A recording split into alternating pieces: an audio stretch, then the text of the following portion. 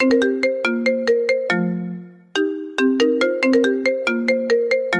অন্তত একবার ভাবা দরকার ছিল এই রিলেশন করার আগে। ও তোকে ছ্যাঁকা দিল, এখন ঠেলা সামলা। আমি জোস আছি, কোনো রিলেশন নেই আর কোনো ঝামেলাও নেই। তুই রিলেশন না থাকলে কি হবে? ভার্সিটির সব ছেলেরা তোর পেছনে ঘুরে, যেমন রূপ আর তেমনি সম্ভ্রান্ত পরিবার। তোর আর কি লাগবে? তোর বুঝতে হবে who I am, Ihita Chowdhury. Status তো অবশ্যই থাকবে। চোখ থেকে সানগ্লাস খুলে গাড়ি থেকে নেমে তিথি গাড়ি থেকে নামলো না। ভার্সিটিতে এসে গেছে, তবুও গাড়ি থেকে নামছে না। আমি তিথিকে বললাম, নামবি না নাকি তোকে সহ গাড়ি লক করে দিব? দাঁড়া, আসছি। আমি গাড়ির চাবি আঙুলে ঘুরাতে ঘুরাতে ক্যাম্পাসে ঢুকলাম। তিথি আমার পেছন পেছন আসছিল। আমি আজকেও লেট করে ক্লাসরুমে ঢুকেছি, আর স্যারের পারমিশন না নিয়েই ক্লাসরুমে ঢুকে পড়লাম। গিয়ে ফার্স্ট বেঞ্চে বসে পড়ি। ক্লাসের ফার্স্ট বেঞ্চটা আমার জন্য বরাদ্দ। কেউ আমাকে কিছু বলার সাহস পায় না, কারণ আমার বাবার কথায় চলে এই ভার্সিটি। আর্থিক সব অনুদান বাবা দেয় এই ভার্সিটির। তবে আমি পড়াশোনার জন্য ভার্সিটিতে আসি না, উশৃঙ্খলতা দেখাতেই আসি। টিচার ক্লাস করাচ্ছে আর আমি হেডফোন কানে লাগিয়ে গান শুনছি। এইটা নতুন কিছু না, প্রতিদিনকার ঘটনা এটা। সবাই এইসব দেখে অভ্যস্ত। স্যার ক্লাস থেকে বের হয়ে যাওয়ার আগেই আমি বেরিয়ে গেলাম। পাশে তিথি বসা ছিল। তিথি ক্লাস করছিল। ভার্সিটির শিক্ষকেরা আর শিক্ষার্থীরা আমাকে অহংকারী আর বেয়াদব বলেই জানে, কিন্তু কেউ আমার দিকে চোখে চোখ রেখে কথা বলার সাহস পায় না। ভার্সিটির সব ছেলেই আমার জন্য পাগল। বাবার এত আদর পেয়েই হয়তো আমি বকে গেছি। বাবা কোনোদিন আমার গায়ে ফুলের টোকা লাগতে দেননি, কারণ আমার মা নেই। সে যাই হোক, আমি ক্যাম্পাসের ক্যান্টিনে বসে জুস খাচ্ছিলাম। এরপর তিথিকে SMS করে আমি গাড়ি নিয়ে ক্যাম্পাস থেকে বেরিয়ে যাই। কিছুক্ষণ এই দিক সেই দিক ঘুরে দুপুরে বাসায় আসি। বাসায় সিমি, কাজের মেয়ে ছাড়া কেউ নেই আর থাকেও না। ম্যাম কিছু খাবেন? সিমি আমাকে জিজ্ঞেস করলো, না এক কাজ করো, এসিটা বাড়িয়ে দাও আর এক গ্লাস পানি নিয়ে আসো। Okay ma'am. সিমি চলে যাওয়ার পর আমি চেঞ্জ করে ল্যাপটপ নিয়ে বসলাম। সারা দিন গেমস খেলে সময় পার করে দিলাম। রাতে বাবা আসলেন আমার ঘরে। মামনি, what are you doing now? Nothing বাবা, আসো। আমার মাথায় হাত রেখে বাবা বললেন, কি করলে সারাদিন? গান আর ল্যাপটপ। ডিনার করবে, এসো। আর তোমার জন্য একটা গিফট আছে, তাড়াতাড়ি এসো। আসছি। আমি নিচে যাই, তখন বাবা আমাকে একটা বড় প্যাকেট দিলেন আর একটা চাবি দিলেন। এগুলো কি বাবা? প্যাকেট তোমার জন্য লেটেস্ট মডেলের ড্রেস আর নতুন গাড়ির চাবি। এইটা সত্যি? গাড়ি কোথায় বাবা? গার্ডেনে। আমি দেখে আসছি। পিছু পিছু সিমি আর বাবাও এলেন। আমি গাড়ি চালাচ্ছিলাম আর হাসছিলাম, তা দেখে বাবা কেঁদে দিলেন। চোখের পানি মুছে তিনি আমাকে নেমে আসতে বললেন। আমি আসার পর দুইজন একসাথে ডিনার করলাম আর যে যার মতো শুয়ে পড়লাম। পরের দিন সকালে আমি নতুন গাড়ি নিয়ে ভার্সিটিতে যাই। গাড়ি থেকে নামার সাথে সাথে পাশে থাকা কাদা দিয়ে একটা ছেলে আমার ড্রেস নষ্ট করে দেয়। ছেলেটা বাইক নিয়ে ঢুকছিল ভার্সিটিতে। আমি রেগে আগুন হয়ে যাই আর ছেলেটার কলার ধরে বলি, how dare you to spoil my dress. রাগে আমি তাতে দাঁত চেপে আছি। Ma'am, mind yourself. What did you say? তুই আমাকে বলছিস এই কথা? এই ছেলে, এই ছোট লোক, তোর এত বড় সাহস কি করে হয় ইহিতা চৌধুরীর সাথে এইভাবে কথা বলার? অব্র বাইক থেকে নামে, সাথে ছিল অব্রর ফ্রেন্ড, সেও নামে। আর আমার এমন আচরণ দেখে সবাই ক্যাম্পাসে জড়ো হয়। এই যে মিস, কথা সাবধানে বলুন। আমার বিহেভ ছোট লোকদের মতো করিনি যে এইভাবে আমায় অপমান করবেন। তুই কি ইউনিভার্সিটির স্টুডেন্ট? আগে তো তোকে দেখিনি, আর এই কারণে তুই জানিস না যে আমি কে আর তোর কি হাল করতে পারি। আমার জানার প্রয়োজন নেই। আমি আপনার মতো ফ্যাশন শো করতে আসিনি ক্যাম্পাসে। নিজের দিকে তাকিয়ে দেখুন কি বাজে লাগছে। আবার আপনি অসবের মতো চেঁচাচ্ছেন। তোকে আজ আমি মেরেই ফেলবো। আমি গাড়ি থেকে হকি স্টিক বের করে অব্রর গায়ে মারার আগেই অব্র আমাকে থাপ্পড় মারে। সবাই থ হয়ে যায়, প্রিন্সিপাল সহ, কিন্তু কারো আগানোর সাহস নেই। কেমন মেয়ে আপনি? মিনিমাম মেয়েদের মতো আচরণ নেই তো আপনার মধ্যে? ফালতু সব। এই কথা বলে আমি বাইক নিয়ে সেখান থেকে চলে গেলাম। ইহিতা গালে হাত দিয়ে স্টিল দাঁড়িয়ে আছে। তিথি ইহিতার বাবাকে ফোন দিয়ে ভার্সিটিতে আসতে বলেছে এতক্ষণে। ইহিতার বাবাকে দেখে সবাই সালাম দেয় আর প্রিন্সিপাল এগিয়ে আসেন। ইহিতাকে ঠায় দাঁড়িয়ে থাকতে দেখে ইহিতার বাবা সামনে গেলেন, কিন্তু ইহিতা নড়ছে না। এরপর তিথি সব বলার পর ইহিতার বাবা চশমা চোখ থেকে খুলে ভেঙে ফেলেন আর প্রিন্সিপালকে জিজ্ঞেস করেন ইহিতাকে কোন ছেলে মেরেছে, তাকে যেন 1 মিনিটে এখানে আনে। প্রিন্সিপাল আমাকে ডেকে পাঠালেন। আমি ইহিতার বাবার সামনে আসলাম। তোর সাহস হয় কি করে আমার কলিজার উপর হাত তোলা? যাকে এখনো একটা পিঁপড়া কামড় দেয়নি, আর আজ তাকে তুই মেরেছিস। দেখ কি করেছিস আমার মেয়ের। What is this? এটা কি ভার্সিটি নাকি কারো বাবার সম্পদ? আর আপনার মেয়ে আমার সাথে কি করেছে সেটা দেখেননি? না দেখে কেন মারলেন আমাকে? আমার মেয়ে তোকে মেরে ফেলবে, তবুও একটা আওয়াজ করতে পারবি না। তুই কোন সাহসে মেরেছিস আমার মেয়েকে? জবাব দে। সরি, সেইটা আপনার মেয়েকেই জিজ্ঞেস করবেন। আমার ক্লাস আছে, ছাড়ুন। এই বলে আমি সেখান থেকে চলে এলাম। ইহিতার বাবা ইহিতাকে গাড়িতে বসিয়ে নিয়ে গেল বাসায়। ইহিতার গালে আমার 3 আঙ্গুলের দাগ স্পষ্টভাবে ফুটে আছে। সিমিকে দিয়ে ইহিতার গালে যত মেডিসিন আছে সব লাগালো ইহিতার বাবা। ইহিতা চুপ করে আছে এখনো। ইহিতাকে কথা বলতে বলছে সিমি আর ইহিতার বাবা, কিন্তু ইহিতা কথা বলছে না। ইহিতা এই প্রথম কারো হাত থেকে মার খেলো। কোনো শিক্ষক কোনোদিন তার দিকে চোখ রাঙিয়ে কথা বলেনি, আর মার দেওয়া তো দূর, কিন্তু আমি আজ ইহিতাকে ভার্সিটির সবার সামনে চর মেরেছি। ইহিতার কাছে এটা অনেক বেশি যন্ত্রণা লাগছে। এক পর্যায়ে ইহিতা ঘরে সব কিছু ভাঙচুর করতে শুরু করে। আশরাফ চৌধুরী ইহিতাকে বলেন, মা, তোর যত খুশি ভাঙ, কিন্তু একটু কথা বল আর একটু শান্ত হ। বাবা, ওই ছেলেকে আমি আস্ত রাখবো না। ও আমায় মেরেছে। ইহিতা চৌধুরীকে মেরেছে। ও শেষ করে ফেলবো আমি ওকে। আমি নিজে ওকে শাস্তি দিব, তুই শুধু একটু শান্ত হ ইতিতা। এরপর ইহিতা চুপচাপ বিছানায় গিয়ে আয়নায় নিজের মুখ দেখছে। এখনও হাতের ছাপ দেখা যাচ্ছে। এরপর ইহিতা আয়নাও ভেঙে ফেলে। পরে 1 মাস ইহিতা ভার্সিটিতে যায়নি, এমনকি বাসা থেকেও বের হয়নি। ওইদিকে আমার ঠিকানা কেউ জানে না বলে ইহিতার বাবা আমাকে কিছু করতে পারেননি। 1 মাস পর ইহিতা ভার্সিটিতে যায়। আমি 4 তলায় আনমনে হয়ে দাঁড়িয়ে আছি। ইহিতার গাড়ি দেখে চমকে গেলাম। দ্রুত নিচে নেমে আসি। ইহিতা একটা বই হাতে নিয়ে ক্লাসরুমের দিকে যায়। আমি ইহিতাকে থামাই। ইহিতা। ইহিতা পেছন ঘুরে রাগী দৃষ্টিতে তাকালো আমার দিকে। সরি, সেদিন আপনাকে থাপ্পড় মেরেছিলাম বলে। আমি চট করে রেগে গিয়ে কি করি আমার খেয়াল থাকে না, তাই ওইভাবে রিয়েক্ট করে ফেলেছিলাম। আপনি গত 1 মাস আসেননি ভার্সিটিতে, তাই সরি বলতে পারিনি। ইহিতা কিছুই না বলে উপরে চলে যায়। ইহিতা আর আমি দুইজনই কেমিস্ট্রি ডিপার্টমেন্টের স্টুডেন্ট, কিন্তু আমাকে দেখে কেউ বলবে না যে আমি স্টুডেন্ট। মনে হয় পড়ালেখা শেষ। আজ ইহিতা প্রথম বেঞ্চে না বসে 3 নম্বর বেঞ্চে বসলো আর ইংলিশ ক্লাসটা মনোযোগ দিয়ে করলো। স্যার একটা কোশ্চেন করেছিল, যেটার উত্তর আমি ছাড়া আর কেউ দিতে পারেনি। সবাই অবাক হয়ে যায় আর লেকচারার নিজে অভিভূত হয়ে যান আমার উত্তর শুনে। ইহিতা তখন উত্তরটা নোট করলো। ইংলিশ ক্লাস শেষ করে সবাই ল্যাবে গেল, কিন্তু ইহিতা বসেছিল। আমি বের হওয়ার আগে ইহিতাকে বললাম, যাবেন না ল্যাবে? That's none of your business, just go from here. Otherwise? হ্যাঁ, ওই দিন কিছু বলিনি, বাট এইটা ভেবো না ইহিতা কিছু করতে পারে না। ওকে, ভাবলাম না। এই বলে আমি চলে গেলাম। ক্লাস শেষ হওয়ার পর আমি ক্যাম্পাসে বন্ধুদের সাথে আড্ডা দিচ্ছিলাম। ইহিতা গাড়িতে উঠতে যাবে, তখন এক ভিক্ষুক এসে দাঁড়ালো ইহিতার সামনে। ইহিতা রেগে যায়। আমি ছাড়া আর কি কেউ নেই দান করার? আমার কাছে কেন আসলি? অব্রর এইটা দেখে প্রচন্ড রাগ হয়। আমার সামনে দাঁড়িয়ে মানিব্যাগ থেকে 500 টাকার একটা নোট বের করে ভিক্ষুককে দিয়ে সেখান থেকে চলে যেতে বলল। গাড়ি বাড়ি থাকলেই মানুষ মানুষের মতো হয় না, অধিকাংশ ক্ষেত্রে কুকুরই হয়, যেমনটা আপনি নিচে। এই কথা বলে আমি 1 সেকেন্ড না দাঁড়িয়ে বাইক নিয়ে চলে গেলাম। আমি রাগে গাড়ি হাই স্পিডে চালিয়ে বাসায় এলাম। আমি বাবাকে ফোন করে বাসায় আসতে বললাম। বাবা অফিসের সব কাজ ফেলে বাসায় চলে আসলেন। বাবা, এই ভার্সিটিতে হয় ওই ছোট লোকটা থাকবে, নয়তো আমি। কোন ছোট লোক? ওই দিন যে আমায় মেরেছিল। ও আবার কি করেছে তোমায়? আজকে ও আমায় কুকুর বলেছে। কুকুর? হোয়াট? আমি এখনই প্রিন্সিপালের সাথে কথা বলছি। ওই ছেলেকে ভার্সিটি থেকে বের করে দিন। স্যার, সেটা সম্ভব না। হোয়াট? আপনি আমাকে বলছেন সম্ভব নয়?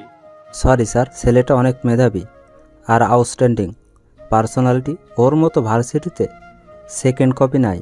আর সবচেয়ে বড় কথা, এইবার ভিপি ইলেকশনে ইতিতা মামুনির বিরুদ্ধে অব্র দাঁড়াবে। হোয়াট? আমার মেয়ের বিরুদ্ধে? হ্যাঁ স্যার, তাই আর সেই চান্সটা নেই বের করার। পরে ভার্সিটির ছেলেমেয়েরা খেপে যাবে আর কমিশনার পর্যন্ত গড়াবে এই ঘটনা। তাই আমি আর রিস্ক নিতে চাচ্ছি না, মাফ করবেন। আমি ফোন রেখে দিয়ে ইতিতাকে সব বললাম, আর ইতিতা রাগে ফ্লাওয়ার ভাস ভেঙে ফেলে। ওই ছেলের সাহস হয় কি করে হিতার বিরুদ্ধে দাঁড়ানোর? আর বাবা, তুমি কিছুই করতে পারছো না। মামনি, প্রিন্সিপাল যেখানে অনর সেখানে আমি কি করতে পারি? বাট তুই টেনশন করিস না, সবাই তোকেই জয়ী করবে। তুই মাথা ঠান্ডা করে একটু বাইরে থেকে ঘুরে আয়। নো, আমি কোথাও যাব না। পাগলামি করিস না ইতিতা, চল আমার সাথে বাইরে যাব। রেডি হয়ে আসি। যা, তাড়াতাড়ি আসবি কিন্তু। ওকে। বাবা আমার মন ভালো করতে বাইরে ঘুরতে নিয়ে যায়। সিটি ম্যাক্সের সামনে আমি অব্রকে দেখি আয়মান মির্জা আর মিসেস আয়মান মির্জার সাথে। আমি বাবাকে বলি গাড়ি থামাতে। বাবা, ওই ছেলে এখানে কি করছে, তাও আয়মান মির্জার সাথে? আয়মান মির্জা কই দেখি? দেখো। সত্যি তো আয়মান মির্জার সাথে এই ছেলে। আর এই ক্ষেত মার্কা ছেলেকে দেখ, কি স্মার্ট লাগছে। ব্যাপার কি? বাদ দাও, চলো। এই কথা বলে আমি সেখান থেকে চলে এলাম। আয়মান মির্জা হচ্ছে ওয়ার্ল্ড ইয়াং লিডারশিপের মেইন লিডার। আমি বাসায় এসে ভাবতে লাগলাম আয়মান মির্জার সাথে ওই ছেলে কেন থাকতেও পারে, তা আমার কি। আমি এসব ভাবতে ভাবতে ঘুমিয়ে গেলাম। 3 দিন পর ভিপি ইলেকশন। ভার্সিটিতে এই নিয়ে অনেক হইচই হচ্ছে, কারণ এই প্রথম আমার বিরুদ্ধে কেউ ইলেকশন করছে। আমি যথারীতি ভার্সিটিতে গিয়ে যা করার তাই করলাম। কোনো ক্লাস না করে এই বাসায় চলে আসলাম। ইলেকশনের আগে পর্যন্ত আমি ভার্সিটিতে যাইনি।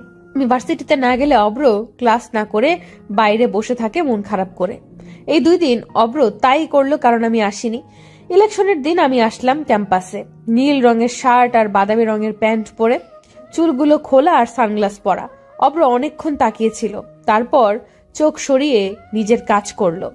আমাকে আর অব্রকে একসাথে থাকতে বলা হয়েছে, কিন্তু আমি সেই কথা না শুনে দোতলায় গিয়ে ফোনে গেমস খেলছি নিশ্চিন্ত মনে, কারণ আমার কনফিডেন্স আছে আমিই জিতবো। সারাদিন আমি একই জায়গায় বসে রইলাম। রাতে ইলেকশনের রেজাল্ট পাবলিশ করে প্রিন্সিপাল, আর রেজাল্ট আমার বিরুদ্ধে, অর্থাৎ অব্র জিতেছে ইলেকশনে। অব্রর কোনো ভ্রুক্ষেপ না করেই আমার দিকে তাকালো। আমি হাতের ফোন ভেঙে ফেলি আর গাড়ি নিয়ে খুব দ্রুত সেখান থেকে বেরিয়ে যাই। বাবা এই কথা শোনার পর প্রিন্সিপালকে প্রচুর থ্রেট করে। আমাকে তিনিই সামলাচ্ছেন। আর অন্যদিকে আমি বাসায় গিয়ে ইহিতার কথা ভাবছি, মেয়েটা কি করছে না করছে এই নিয়ে। খুব বেশি বাড়াবাড়ি কি হয়ে যাচ্ছে? এসব ভাবতে ভাবতে আমি ঘুমিয়ে পড়ি। পরের দিন আমাকে ব্যাচ আর দায়িত্ব দেওয়া হয় আর শপথ করানো হয়, কিন্তু ইহিতা ভার্সিটিতে আসেনি। আমার মন ভীষণ খারাপ। এইভাবে 7 দিন চলে যায়, কিন্তু ইহিতা ভার্সিটিতে আসে না। এরপর আমি ইহিতার বাসায় চলে যাই। ইহিতা আমাকে দেখে অবাক তো হয়ই, সাথে তেলে বেগুনে জ্বলতে থাকে। আমি ইহিতাকে বললাম, ভার্সিটিতে যাও না কেন? আমাকে তুমি বলছো কোন সাহসে? ঝগড়া বাদ দাও, ভার্সিটিতে চলো। How dare you to force me? কোন সাহসে এসব কথা আসছে মুখ দিয়ে? ভিপি হিসেবে কলেজের প্রত্যেকটা স্টুডেন্টের প্রতি আমার দায়িত্ব রয়েছে, সো চলো। আমি যাব না না না। তুমি যাবে যাবে আর যাবে। আমার হাত ধরার সাহস কোথায় পেলি ছোট লোক? যা খুশি বলো। ও হ্যাঁ, আজকে থেকে প্রতিদিন ভার্সিটিতে যাবে আর নিয়মিত ক্লাস করবে। আর মোস্ট ইম্পর্টেন্টলি, এসব ড্রেস আর পরা যাবে না। যাও তাড়াতাড়ি চেঞ্জ করে এটা পরে আসো। My foot. প্যাকেটটা ছুঁড়ে মেরে আমি বললাম, এইটাই যে তোমায় পড়তে হবে ইহিতা চৌধুরী। বের হও আমার বাসা থেকে। Just get out from here. আগে ভার্সিটিতে চলো। আর তুমি যদি স্বইচ্ছা এই ড্রেসটা পরে ভার্সিটিতে না যাও, তাহলে আমি নিজের হাতে তোমায় এই ড্রেস পরাবো আর ভার্সিটির সবার সামনে তোমায় কিস করব। বলো কোনটাতে রাজি তুমি? How dare you bloody shit. Ihita, enough. যা বলেছো আর না। সোজা আঙ্গুলে ঘি উঠবে না। বুঝেছি, আঙ্গুল বাঁকা করতেই হবে। আমার বাসায় এসে আমার সাথে এই ব্যবহার? তোকে আমি দেখে নেব ফাজিল। 10 মিনিটে আসো। ইহিতা দরজা লাগিয়ে দিল। 15 মিনিট পর ইহিতা রেডি হয়ে বেরিয়ে আসলো। আমি আর সিমি ইহিতার দিকে মুগ্ধ চোখে তাকিয়ে আছি। এইভাবে তাকিয়ে আছো কেন তোমরা? ম্যাম, কি সুন্দর লাগছে আপনাকে দেখতে। চুপ, একদম চুপ বেয়াদব।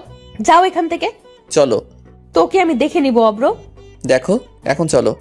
আমি ইহিতাকে নিয়ে ভার্সিটিতে যাই আর সেকেন্ড বেঞ্চে ইহিতাকে বসিয়ে থার্ড বেঞ্চে ইহিতার পিছনে বসি। ইহিতার সামনে গিয়ে বলি, আজ সবগুলো ক্লাস মনোযোগ দিয়ে করে তারপর বাসায় যাবা। আর এর বিপরীতে কিছু হলে বুঝোই তো কি করব। তোকে আমি শেষ করে ফেলবো অব্র। সে পরে দেখব। আগে ক্লাসগুলো করে নোট করে বাসায় গিয়ে পড়বে। ফোন হাতে দেখলেই খবর আছে। Just mind your language. তোর কথা শুনতে ইহিতা চৌধুরী বাধ্য নয়। 1000বার বাধ্য। অভ্র অভ্র পেছনে ছিল, তাই আজ আমি সবগুলো ক্লাস ঠিকঠাক মতো করেছি। আজকে ভালোই লেগেছে আমার। তবে আমার এমন পরিবর্তনে শিক্ষকরা সহ সবাই খুশি। বেশ প্রাণোচ্ছল ভাবেই ক্লাস করেছি। তিনি এসব দেখে পুরো হা হয়ে তাকিয়ে আছে অভ্রর দিকে। অভ্র কি ইশারা করে তিথি জিজ্ঞেস করে, কেমনে সম্ভব? অভ্র হাসি দিয়ে বুঝিয়ে দেয়, চাইলেই সম্ভব। ক্লাস করা শেষে আমি বের হয়ে যাই। অভ্র সিঁড়ির পাশে দাঁড়িয়েছিল। এক ছেলে ভুলে আমার ওড়নায় পাড়া দেয়, যার কারণে আমি টান খেয়ে অভ্রর হাতের উপর পড়ে যাই আর অভ্র আমাকে ধরে। আমি পড়ার সাথে সাথেই পেছন ঘুরে তাকিয়ে দেখি ওড়নাটা সিঁড়িতে পড়ে আছে আর একটা ছেলে টিল সেখানে হা করে দাঁড়িয়ে আছে। অভ্র আমার দিকে তাকিয়ে ওই ছেলের সামনে যায়। অভ্র দেখে বুঝেছে ইচ্ছে করে ছেলেটা এমন করেনি। নেক্সট টাইম যেন এমন ভুল না হয়। জি ভাইয়া। যাও এখন। আমি ইহিতাকে ওড়নাটা দিলাম আর বইগুলো উঠিয়ে গাড়ি পর্যন্ত ইহিতাকে দিয়ে আসলাম। ইহিতা চলে গেল আমাকে কিছু না বলেই। আমি একটু মুচকি হাসলাম আর বাইক নিয়ে বেরিয়ে গেলাম। অভ্র চলে যাওয়ার পর আমি বাইক নিয়ে চলে আসি। বাসায় এসে ড্রেস খুলে টুকরো টুকরো করে কাটি আর সেইগুলো ছাদে নিয়ে উড়িয়ে দেই। অভ্রকে মনে মনে অনেক বকা দিচ্ছি। এরপর নিজের মতো করে এসে খাওয়া দাওয়া শেষ করে ল্যাপটপ নিয়ে বসি। এর মধ্যে আমার ফোন বাজলো। ফোন রিসিভ করার সাথে সাথে অপর পাশ থেকে একটা ছেলে বলল, কাজটা ভালো করলে না ইহিতা, এর মাসুল তোমায় গুনতে হবে। এই বলে ছেলেটা ফোন কেটে দিল। আমি ভ্যাবাচাকা খেয়ে গেলাম। কে ফোন করলো আর কেনই বা এসব বলল? আমি আবার কল ব্যাক করে দেখলাম, কিন্তু ফোন বন্ধ। আমি এসব পাত্তা না দিয়ে আবার নিজের কাজে মনোযোগ দিলাম। বাবা বাসায় আসার পর একসাথে ডিনার সেরে শুয়ে পড়লাম। আমি ভাবতেও পারিনি আগামীকাল আমার জন্য কি অপেক্ষা করছে। আমি সকালে ঘুম থেকে উঠে শর্ট ড্রেস পরে ভার্সিটিতে যাব বলে গাড়ি নিয়ে বের হলাম। অর্ধেক রাস্তা যাওয়ার পর আমি খুব জোরে গাড়ি ব্রেক করলাম, তাই হোল্ডিং এর সাথে লেগে আমার মাথা কেটে যায়। গাড়ি ব্রেক করার কারণ হলো সামনে একটা কার দাঁড়ানো। আমি কপালে টিস্যু ধরে বেরিয়ে আসি। গাড়িটার সামনে যাওয়ার পরেই আমাকে জোর করে সেই কারে বসানো হয় আর একজনকে ফোন করে বলে আমার গাড়ি বাসায় দিয়ে আসতে। আমি গাড়িতে উঠে অভ্রকে দেখে চমকে যাই আর প্রচন্ড রেগে যাই। আই ছোট লোকের বাচ্চা, তুই আমায় কেন এইভাবে নিয়ে আসতি? কোথায় নিয়ে যাচ্ছিস আমাকে? একদম কথা কম বলবে, নয়তো মুখে স্কচ টেপ মেরে দিব। গাড়ি থামা, I say stop the car. এরপর অভ্র আর কোনো কথা না বলে আরো জোরে গাড়ি চালাতে থাকে, কিন্তু আমি অনর্গল চেঁচিয়েই যাচ্ছি। এক পর্যায়ে আমি গাড়িতে থাকা বটল ছুঁড়ে মারি বাইরে। এতে জানালার কাঁচ ভেঙে যায়, কিন্তু অভ্র তবুও থামলো না। একটা বাংলোর সামনে গাড়ি পার্ক করলো অভ্র। আমাকে গাড়ি থেকে জোর করে নামালো, কিন্তু আমি তো নামবো না। এরপর অভ্র আমাকে কোলে করেই ভেতরে ঢুকালো। আমি অভ্র শার্ট ছিঁড়ে ফেলেছি জিদে, কিন্তু অভ্র কিছুই করছে না। ড্রয়িং রুমে নিয়ে অভ্র আমাকে বসালো। এরপর আমার হাতে একটা লেহেঙ্গা দিয়ে বলল, কুইকলি যাও আর এটা পরে আসো, জাস্ট গো ফাস্ট। উকিল সাহেব চলে আসবেন এখন। উকিল আসবেন মানে? আর তুই এইভাবে আমায় এটা পড়তে বলছিস কেন? আজ আমাদের ম্যারেজ রেজিস্ট্রি হবে। হোয়াট? ওই জানোয়ার, তোর সাহস কি করে হয় এসব বলার? ইহিতা চৌধুরীকে বিয়ে করবে তোর মতো ছোট লোক? My foot, just let me go. কে ছোট লোক আর কে বড় লোক সেটা আজই প্রমাণ হবে। বেশি কথা না বলে এটা পরে আসো, নয়তো আমি বাধ্য হব পড়িয়ে দিতে। তুই আমায় টাচ করে দেখ শুধু। আমার বাবা যদি জানে তার মেয়েকে তুই এইভাবে তুলে এনে বিয়ে করছিস, তোকে জিন্দা কবর দিবে। ভালোই আমায় ছেড়ে দে। এরপর অভ্র নিজেই আমাকে জোর করে লেহেঙ্গা পরিয়ে দিল চোখ বন্ধ করে। অভ্র জানে আমি পরবো না, তাই নিজেই পরিয়ে দিল। আমার যা মেকআপ করা ছিল তাতেই চলবে। এরপর অভ্র উকিলকে ভেতরে আসতে বললেন। অভ্র রেজিস্ট্রি পেপারে সাইন করে আমাকে বলল সাইন করতে, কিন্তু আমি কলম ছুঁড়ে মারলাম আর পেপার ছিঁড়ে ফেলি। তখন অভ্র বলল, জানি তুমি এটা করবে, তাই 250 কপি রেজিস্ট্রি পেপার বানিয়েছি আমি। কয়টা ছিঁড়তে পারো দেখি। সাইন তো তোমায় করতে হবে ইহিতা চৌধুরী। আমি সাইন করব না। তোর মতো লোফারকে কোনোদিন আমি বিয়ে করব না। দরকার হলে কোনোদিন বিয়েই করব না। ইহিতা সিন ক্রিয়েট করো না, ভালোই সাইন করে দাও, তাতে তোমারই মঙ্গল। My foot. ফ্লাওয়ার ভাস ভেঙে অভ্র প্রচন্ড খেপে যায় আর আমার গালে জোরে একটা থাপ্পড় মারে। এরপর আমার হাত ধরে পেপারে সাইন করায়। সাইন করানো শেষ হলে উকিলকে চলে যেতে বলে অভ্র। উকিল চলে যাওয়ার পর অভ্র আমার ঘাট ধরে গালে আর কপালে চুমু দেয়। সরি, আমি তোমায় মারতে চাইনি, কিন্তু তোমার জেদের জন্যই তুমি মার খেলে। বাসায় চলো এখন। ইহিতা নড়ছে না দেখে আমি ইহিতাকে কোলে নিয়ে গাড়িতে বসাই। এরপর ড্রাইভ করে নিজের বাসায় যাই। বাসার সামনে এসে আমি ইহিতাকে নামতে বলি। এরপর ইহিতা নেমে যায় আর অনেক অবাক হয়। এইটা তো মির্জা প্যালেস, এখানে নিয়ে আসলো কেন ছোট লোকটা আমায়? এরপর অভ্র আমাকে নিয়ে ভেতরে যায় আর সবাইকে ডাকে। বৌমনি, বৌমনি, আম্মু। কি হয়েছে দেবরজি, চেঁচাচ্ছেন কেন? তিনি ভাবি কথা বলতে গিয়ে থেমে যায় আমাদের বিয়ের সাজ দেখে। কি হয়েছে ঈশান? সবাই আমাকে ঈশান ডাকে। চেঁচাচ্ছিস কেন? এই মেয়েকে? আম্মু আমি বলি, ও হচ্ছে ইহিতা চৌধুরী, আশরাফ চৌধুরীর একমাত্র মেয়ে। চিনেছেন? হ্যাঁ, বাট এই অসভ্য আর আনকালচার্ড মেয়ে ঈশান তোর সাথে কেন? আম্মু, আমি হিতাকে ভালোবাসি, আর এই কারণেই তোমাদেরকে না জানিয়ে বিয়ে করে এনেছি। তার জন্য আমি সরি। বৌমনিকে বলেছি সব, ভাইয়াও জানে, তুমি আর পাপা জানো না শুধু। 1 মিনিট, এখানে কোনো কমেডি শো হচ্ছে? তুই ফ্যামিলির ছোট ছেলে, আই মিন ঈশান মির্জা। হ্যাঁ ইহিতা। কিন্তু আমি যতটুকু জানি আয়ান মির্জার ছোট ছেলে লন্ডন থেকে পড়াশোনা করে আর সেখানেই সে সেটেল। তাহলে ভার্সিটিতে তুমি কেন ছিলে? তোমার জানা ভুল নয়, আমি লন্ডন থেকে পিএইচডি করেছি ইন ইংলিশ। হোয়াট? তাহলে এই ভার্সিটি? সে অনেক কাহিনী ইহিতা, এখন ফ্রেশ হয়ে রেস্ট করো। আর ঈশান তুমি ইহিতার বাবাকে কল করে আসতে বলো, আমি পাপা আর আইমানকে আসতে বলেছি।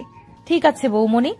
আর আম্মু, তোমার সাথে আমার কিছু কথা আছে, তোমার ঘরে চলো। আর বৌমনি, তুমি ওকে আমার ঘরে নিয়ে যাও। তোর সাথে আমার কোনো কথা নেই ঈশান। আমার ছেলে আজ বিয়ে করেছে, তাও আমাদের না জানিয়ে। বাহ ঈশান বাহ। আম্মু একবার শুনুন ও কি বলতে চায়, তারপর না হয় সবটা বিচার করবেন। বৌমা, তুমি ওকে সাপোর্ট করছো? না মা, আমি শুধু আপনাকে শুনতে বলছি ঈশানের কথাগুলো। আয় আমার ঘরে। মা সেখান থেকে চলে গেলেন। যাও, আর শুনো, রেখে যেও না, ঠান্ডা মাথায় বুঝিও। আমি ঈশানকে এ কথা বলে ইথাকে নিয়ে উপরে গেলাম, আর ঈশান পা টিপে টিপে আম্মুর ঘরে গেল। আম্মু সরি, তো তোমার ছেলে না হয় একটা ভুল করে ফেলেছে, মাফ করে দাও। না ছাড় তুই আমাকে। আমি কোনো সাধারণ ঘরের মেয়েকে আমার ছোট ছেলের বউ বানাতে চেয়েছিলাম, যে হবে নম্র ভদ্র, ঠিক আমার তিন্নি মায়ের মতো। এই বেয়াদব মেয়ের মতো মেয়েকে চাইনি। আম্মু, বৌমনির সাথে কারো তুলনা চলে না। ইহিতা অনেক ভালো মেয়ে, কিন্তু শাসনের অভাবে এমন হয়ে গেছে। প্লিজ আম্মু, ওকে কষ্ট দিও না, কারণ জানোই তো ওর মা নেই। আমার জন্য হলেও অন্তত ওকে মেনে নাও। তুমি আর বৌমনি হেল্প করলেই ও ঠিক হয়ে যাবে। প্লিজ আম্মু, প্লিজ। ঈশান, আমি কোনো ফোর্স শুনবো না, যা তুই এখান থেকে। ওয়েল স্টাবলিশ করেছি তোদের দুই ভাইকে। আমি আর তোর পাপা মিলে কোনো দিন কোনো কিছুতে অপূর্ণ রাখিনি। দেশের বাইরে রেখে মানুষ করেছি তোদের, যাতে কোনো বাজে সঙ্গ না পাস। কিন্তু ঈশান, আজ তোর ভাইয়ের স্ট্যাটাসটা কোথায় থাকবে, আর তোর পাপারই বা ইমেজ কোথায় থাকলো? তা পারো কি ভাবলি না? তোর কথা আমি বাদই দিলাম। 14 বছর পর দেশে এসে 14 দিন যেতে না যেতে এই কাজ করে ফেললি। আম্মু মাফ করে দাও আমায়, জীবনের প্রথম আর শেষ ভুল এইটাই। ঈশান, লিভ মি অ্যালোন। আম্মু। ঈশান, ডোন্ট বি ইমোশনাল। এসব আমার একদম পছন্দ নয়। আম্মু আসবো? আয়। ভাইয়া আম্মুকে একটু বোঝা না, দেখ আম্মু কিছুতেই বুঝতে চাইছে না। তুই যা, আমি দেখতেছি। ভাইয়া। ঈশান, যেতে বলছি না আমি? যাচ্ছি। বাবু, আমি তোর কাছ থেকে ওর হয়ে সাফাই শুনতে চাই না। আম্মু, তুমি কী ভেবে দেখেছো? ও তোমার ছোট ছেলে, আর আমাদের সবার কত আদরের। ও না হয় একটা ভুল করেই ফেলেছে, তাই বলে কি আমার ভাই কাঁদবে? তুমি বলো আম্মু। কোনোদিন তো আমাদের দুই ভাইয়ের চোখের পানি তুমি ফোলেরও পড়তে দাওনি, আর আজ ঈশান কাঁদতে কাঁদতে চলে গেল, সেটা দেখলে না আম্মু? মা কথাটি শুনে চুপচাপ দাঁড়িয়ে আছেন। আমি আবার বললাম, আম্মু প্লিজ আম্মু, মন খারাপ করো না। 5 বছর ধরে ঈশান ঈশিতাকে পাগলের মতো ভালোবাসে, যার কারণে ও বাংলাদেশে আসে। আজ কি ওর ভালোবাসা বৃথা যাবে আম্মু? 25 বছর ধরে আমি মানুষ করলাম, সেই মূল্য কি ও দিয়েছে বাবু? আম্মু, তোমার মূল্য ও কি করে দিবে? তোমার ভালোবাসার কোনো মূল্য আমাদের কাছে নেই আম্মু। ইহিতা ঠিক হয়ে যাবে, শুধু সময় লাগবে। তুমি আর তিন্নি ওকে সাপোর্ট করো, দেখবে সব ঠিক হয়ে গেছে। আম্মু, এই নাও নেকলেস, ইহিতাকে বরণ করো এইটা দিয়ে। আইমান একটা হীরার নেকলেস আমার হাতে দিয়ে বলল, বাবু প্লিজ আম্মু চলো। চল। থ্যাংক ইউ আম্মু, জানি তুমি বুঝবে। আমার আম্মু বেস্ট। হয়েছে, এখন চল ঈশানের ঘরে। আসো। ওদিকে আমি ঈশানের ঘরে গিয়ে থতমত খেয়ে গেলাম। দেওয়ালের সব জায়গায় ঈশানের ছবি। এত সুন্দর লাগছে ঈশানকে, যা আমি মুগ্ধ হয়ে শুধুই দেখছি। ভাবি বলল, এটাই আমার দেবর, আর এতদিন যে রূপ দেখেছো সেটা সাময়িক, শুধুমাত্র তোমার জন্য। আমার স্মার্ট দেবর তোমার জন্য খ্যাত সাজলো। এতে অবশ্য আমি আর তোমার ভাইয়া অনেক রিয়াক্ট করেছিলাম, কিন্তু ও পরে মানিয়ে নিয়েছে, কারণ লাভ এট ফার্স্ট সাইট বলে একটা কথা আছে। আপনাকে আমি পার্সোনালি চিনি না, কিন্তু আপনার বিষয়ে যতটুকু জানতাম আপনি তার থেকে অনেক বেশি ভালো। তাই? আমি মোটেও ভালো না, যখন বকবো তখন বুঝবে। তিন্নি আসবো? আসো। তুমি কখন আসলে? 20 মিনিট হবে। ঈশান কই? ও তো ঘরে আসে নাই। কেন, আম্মুর সাথে না ছিল? দাঁড়াও আম্মু, আমি ঈশানকে নিয়ে আসছি। আমি ছাদে গিয়ে ঈশানকে পেলাম, আর ঈশান দাঁড়িয়ে দাঁড়িয়ে কাঁদছে। ঈশান, তুই আবারও কাঁদছিস? ভাইয়া তুমি? চল, কোথায়? সারপ্রাইজ আছে, চল। আমি ঈশানকে নিয়ে ঈশানের ঘরে গেলাম। ঈশানকে দেখে ইহিতা রেগে গেল, কিন্তু তিন্নির ইশারাতে থেমে গেল ইহিতা। মা ইহিতাকে নেকলেস পরিয়ে দিয়ে দোয়া করলেন, কিন্তু ইহিতা এতে ভ্রুক্ষেপই করলো না। ইহান আমাকে জড়িয়ে ধরলো। ভাইয়া তোকে কোনোদিন থ্যাঙ্কস দেইনি, আর আজও দিব না। শয়তান ছেলে, তোর কাছ থেকে আমি থ্যাঙ্কস চেয়েছি। ইউ আর বেস্ট ভাইয়া। এইসব পামে আমি ফুলছি না। হিংসা হচ্ছে কিন্তু আমার। তুমি আমার বরকে জড়িয়ে ধরে রেখেছো। বৌমনি, আগে আমার ভাই, তারপর তোমার বর। হইছে, তিনজন ফ্রেশ হয়ে নিচে আসেন। লাঞ্চ করতে হবে তো নাকি? পাপা আসুক। পাপা আসছে। আচ্ছা, তুমি আগে ঘরে আসো, কথা আছে আমার। চলো। এরপর সবাই ঈশানের ঘর থেকে চলে গেল। ঈশান আর ইহিতা দুজন দু প্রান্তে দাঁড়িয়ে আছে। ইহিতা আর আমি দুইজন দুই দিকে দাঁড়িয়ে আছি।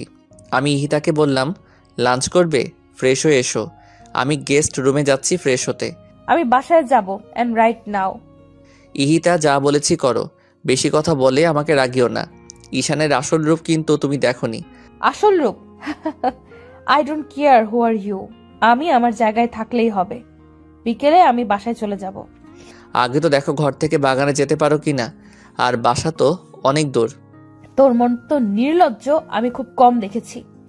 এইটা স্বাভাবিক, ভালোবাসার কাছে নির্লজ্জ না হলে তা আদায় করা যায় না। ভালোবাসা মাই ফুট। তোর এই ভালোবাসাই তোকে বিপদে ফেললো। হুম, বিপদে পড়িনি। আর তুই বলার মতো সম্পর্ক না এখন তোমার আর আমার মধ্যে, তাই তুমি করে বলো। তুমি যাও। তোর মতো চিটারকে ইথিকা কখনোই তোকে তুমি বলবে না। ইহিতে একটা কথা বলি শুনো, আম্মু, পাপা, বৌমণি আর ভাইয়া, এই চারজন যাতে তোমার কাছ থেকে যথেষ্ট রেসপেক্ট পায়। আমাকে যা ইচ্ছা বলো তুমি, কিন্তু ওদের দিকে কোনোদিন চোখ তুলেও কথা বলবে না। সেই দিন তাহলে আমি কি করব তোমায় জানি না। এই বাসায় আমি থাকলে তো বিহেভের কথা আসবে। আমি আজই চলে যাব। ওই যে বললাম, গিয়ে আগে দেখাও। ইহিতা কিছু বলার আগে ভাবি নক করে রুমে। আমি আসতে বললাম ভাবিকে। ঈশান যাও, ফ্রেশ হয়ে আসো, আজকে সবাই একসাথে লাঞ্চ করব। যাচ্ছি, কিন্তু তোমার হাতে কি এইগুলো বৌমণি? যাও, পরে দেখতে পারবে। যাচ্ছি। ঈশান চলে যাওয়ার পর আমি ইহিতার সামনে গিয়ে দাঁড়ালাম আর ইহিতাকে বললাম, ইহিতা ফ্রেশ হয়ে এই শাড়ি আর গহনাগুলো পরবে। ইহিতার হাতে দিয়ে বললাম, হোয়াট? আমি এসব পড়তে পারবো না, আমাকে টি শার্ট দিন। ইহিতা, মির্জা পরিবারের বউরা কখনো এসব পরে না। এই পরিবারের একটা ট্রেডিশন আছে, তোমাকেও সেটা মানতে হবে, অন্তত দিনের বেলাতে। বৌমনি, আই কান্ট। ইহিতা, তুমি পারবে। তুমি শাড়ি পরে দেখো কতটা ভালো লাগবে তোমাকে। আর আজ তোমার আর ঈশানের সবচেয়ে মধুর একটা দিন। নিজেকে সুন্দরভাবে সাজাও ওর জন্য, দেখবে ও অনেক খুশি হবে। বৌমনি, আমার কোনো ইচ্ছে নেই ওই স্টুপিডটার জন্য শাস্তে। ওকে আমি ঘৃণা করি, জাস্ট হেট হিম। সময় হোক তখন বুঝবা ঈশান কি আর কেমন। এখন চটপট রেডি হয় না। ওর সম্পর্কে জানার কোনো ইন্টারেস্ট নেই আমার, আর আমি শাড়ি পরতে পারি না। আমি হেল্প করব। যাও গোসল করে আসো আগে, ওয়াশরুমে টাওয়াল রাখা আছে। যাচ্ছি। ইহিতা বের হয়ে আসার পর আমি ইহিতাকে সুন্দর করে সাজিয়ে দিলাম আর ইহিতাকে শাড়ি আর গহনা পরিয়ে দিলাম। দেখো তো এখন কেমন লাগছে নিজেকে। ইহিতা অবাক হয়ে যায় নিজেকে দেখে। শাড়ির সাথে যেই ইথিকাকে যায় না সেই ইথিকা আজ শাড়ি পরেছে আর গা ভর্তি গহনা। অবাক লাগছে নিজেকে দেখে। কি বললে না কেমন লাগছে? বৌমনি, এতগুলো গহনা পরতে পারছি না, খুলে রাখি এগুলো। না, অভ্যাস করতে হবে। কিন্তু অনেক ভারী তো। কিচ্ছু হবে না, এখন নিচে চলো। আমি ইহিতাকে ডাইনিং এ বসালাম আর শৈলীকে বললাম সবাইকে ডেকে নিয়ে আসতে। আইমান, আম্মু দুজন এসে গেছে। ঈশান আর পাপা এখনো আসেনি। আমি পাপাকে ডেকে নিয়ে আসলাম। ইহিতাকে দেখে পাপা বললেন, মাশাআল্লাহ, আমাদের ঈশানের পছন্দ আছে বলতে হবে। রাহেলা, পাপা দেখতে হবে তো ভাইয়াকার। ভাবি আমাকে ইশারা করে বলল পাপাকে সালাম করতে। আমি সালাম দিলাম শুধু, আর কিচ্ছু বলল না। ঈশান চুল নাড়াতে নাড়াতে সিঁড়ি দিয়ে নামছিল। চেয়ার টান দিয়ে বসতে যাবে তখন সরাসরি আমার দিকে চোখ পড়ে ঈশানের। ভাইয়া আর ভাবি দুজনের দিকে তাকিয়ে হাসছে। ঈশান হা করে সবার সামনে তাকিয়ে আছে আমার দিকে। আমিও ঈশানকে এইভাবে দেখে কয়েক সেকেন্ড তাকিয়েছিলাম, পরে আবার চোখ সরিয়ে নেই। ভাইয়া ঈশানের পায়ে চিমটি দেয় আর ঈশানের কানের সামনে গিয়ে বলে, এভাবে তাকিয়ে আছিস কেন? আজ প্রথম দেখলি নাকি? ঈশান থতমত খেয়ে যায় ভাইয়ার কথা শুনে। ভাবি যখন ঈশানের প্লেটে ভাত দিচ্ছিল তখন ঈশানকে আস্তে করে বলে, রাতে দেখো মন ভরে, এখন খাও। তখনও ঈশান আমার দিকে অপলকে তাকিয়েছিল। ভাবি ঈশানকে আমার পাশে গিয়ে বসতে বলল। ঈশান তখন উঠে গিয়ে আমার পাশে বসে। ভাবি ভাইয়ার পাশে বসে পড়ে। সবাই খাওয়া শেষ করে, কিন্তু আমি খাচ্ছি না। মিসেস মির্জা বললেন, এটা খাচ্ছ না কেন? বসে আছো যে? ঠিকই তো। ইহিতা, কি হয়েছে? খাচ্ছ না কেন? রান্না ভালো হয়নি? না আসলে কি হয়েছে বলো। আমি নিজের হাতে খাইনি কখনো, চামচ ধরতে আনইজি লাগছে। ও এই কথা। ঈশান, ইহিতাকে খাইয়ে দে। না আমি খেতে পারবো না, পারবে না। ততক্ষণে খাবার খেয়ে আম্মু আর পাপা টেবিল থেকে উঠে গেছেন। ইহিতা খুব আনইজি ফিল করছিল, ঘেমে যাচ্ছে পুরো ইহিতা। আমি ঈশানকে ধমক দিয়ে বললাম, তোমার ভাই কি বলে শোনো না ঈশান? শুনেছি, দিচ্ছি তো। ইহিতার প্লেট হাতে নিয়ে আমি হা করতে বলি ইহিতাকে। ইহিতা কিছু বলে না, সে আমার হাতে খাবে না এইটাই বোঝাতে চাইছে। আমি বুঝেও না বোঝার ভান করে ইহিতাকে জোর করে খাইয়ে দেই। ভাইয়া তখন ভাবিকে বলল, আমিও তোমায় খাইয়ে দিই, হা করো। তিনি হেসে দেয় আর আমার হাত থেকে খাবার খাই। তিনি ইহিতাকে বলছে, এখন খেতে পারছো? ইহিতা বলল শুধু। খাওয়া শেষ করে সবাই উঠে গেল। আয়মান ডেকোরেটরদের সাথে কথা বলছে আর বাসর সাজানোর ব্যাপারে। আমার পছন্দ মতো ঈশানের ঘরকে সাজানো হয়েছে। ইহিতা আমার ঘরে ছিল আর ঈশান বসেছিল। সন্ধ্যায় ইহিতার বাবা মির্জা প্যালেসে আসলেন। ঈশানের উপর প্রচন্ড রেগে যান উনি। তারপর আয়মান ওনাকে বোঝায়, কিন্তু উনি মানতেই চাচ্ছেন না। কেন চাচ্ছেন না সে কারণও বলছেন না। তখন আব্বু আর পাপা চৌধুরীকে বোঝান, তবু উনি শান্ত হতে পারছেন না। ইহিতা চলে যেতে চায় বাবার সাথে, কিন্তু ঈশান ইহিতার হাত ধরে আছে খুব শক্ত করে। ইহিতার হাতে ঈশানের 5 আঙ্গুলের ছাপ পড়ে গেছে।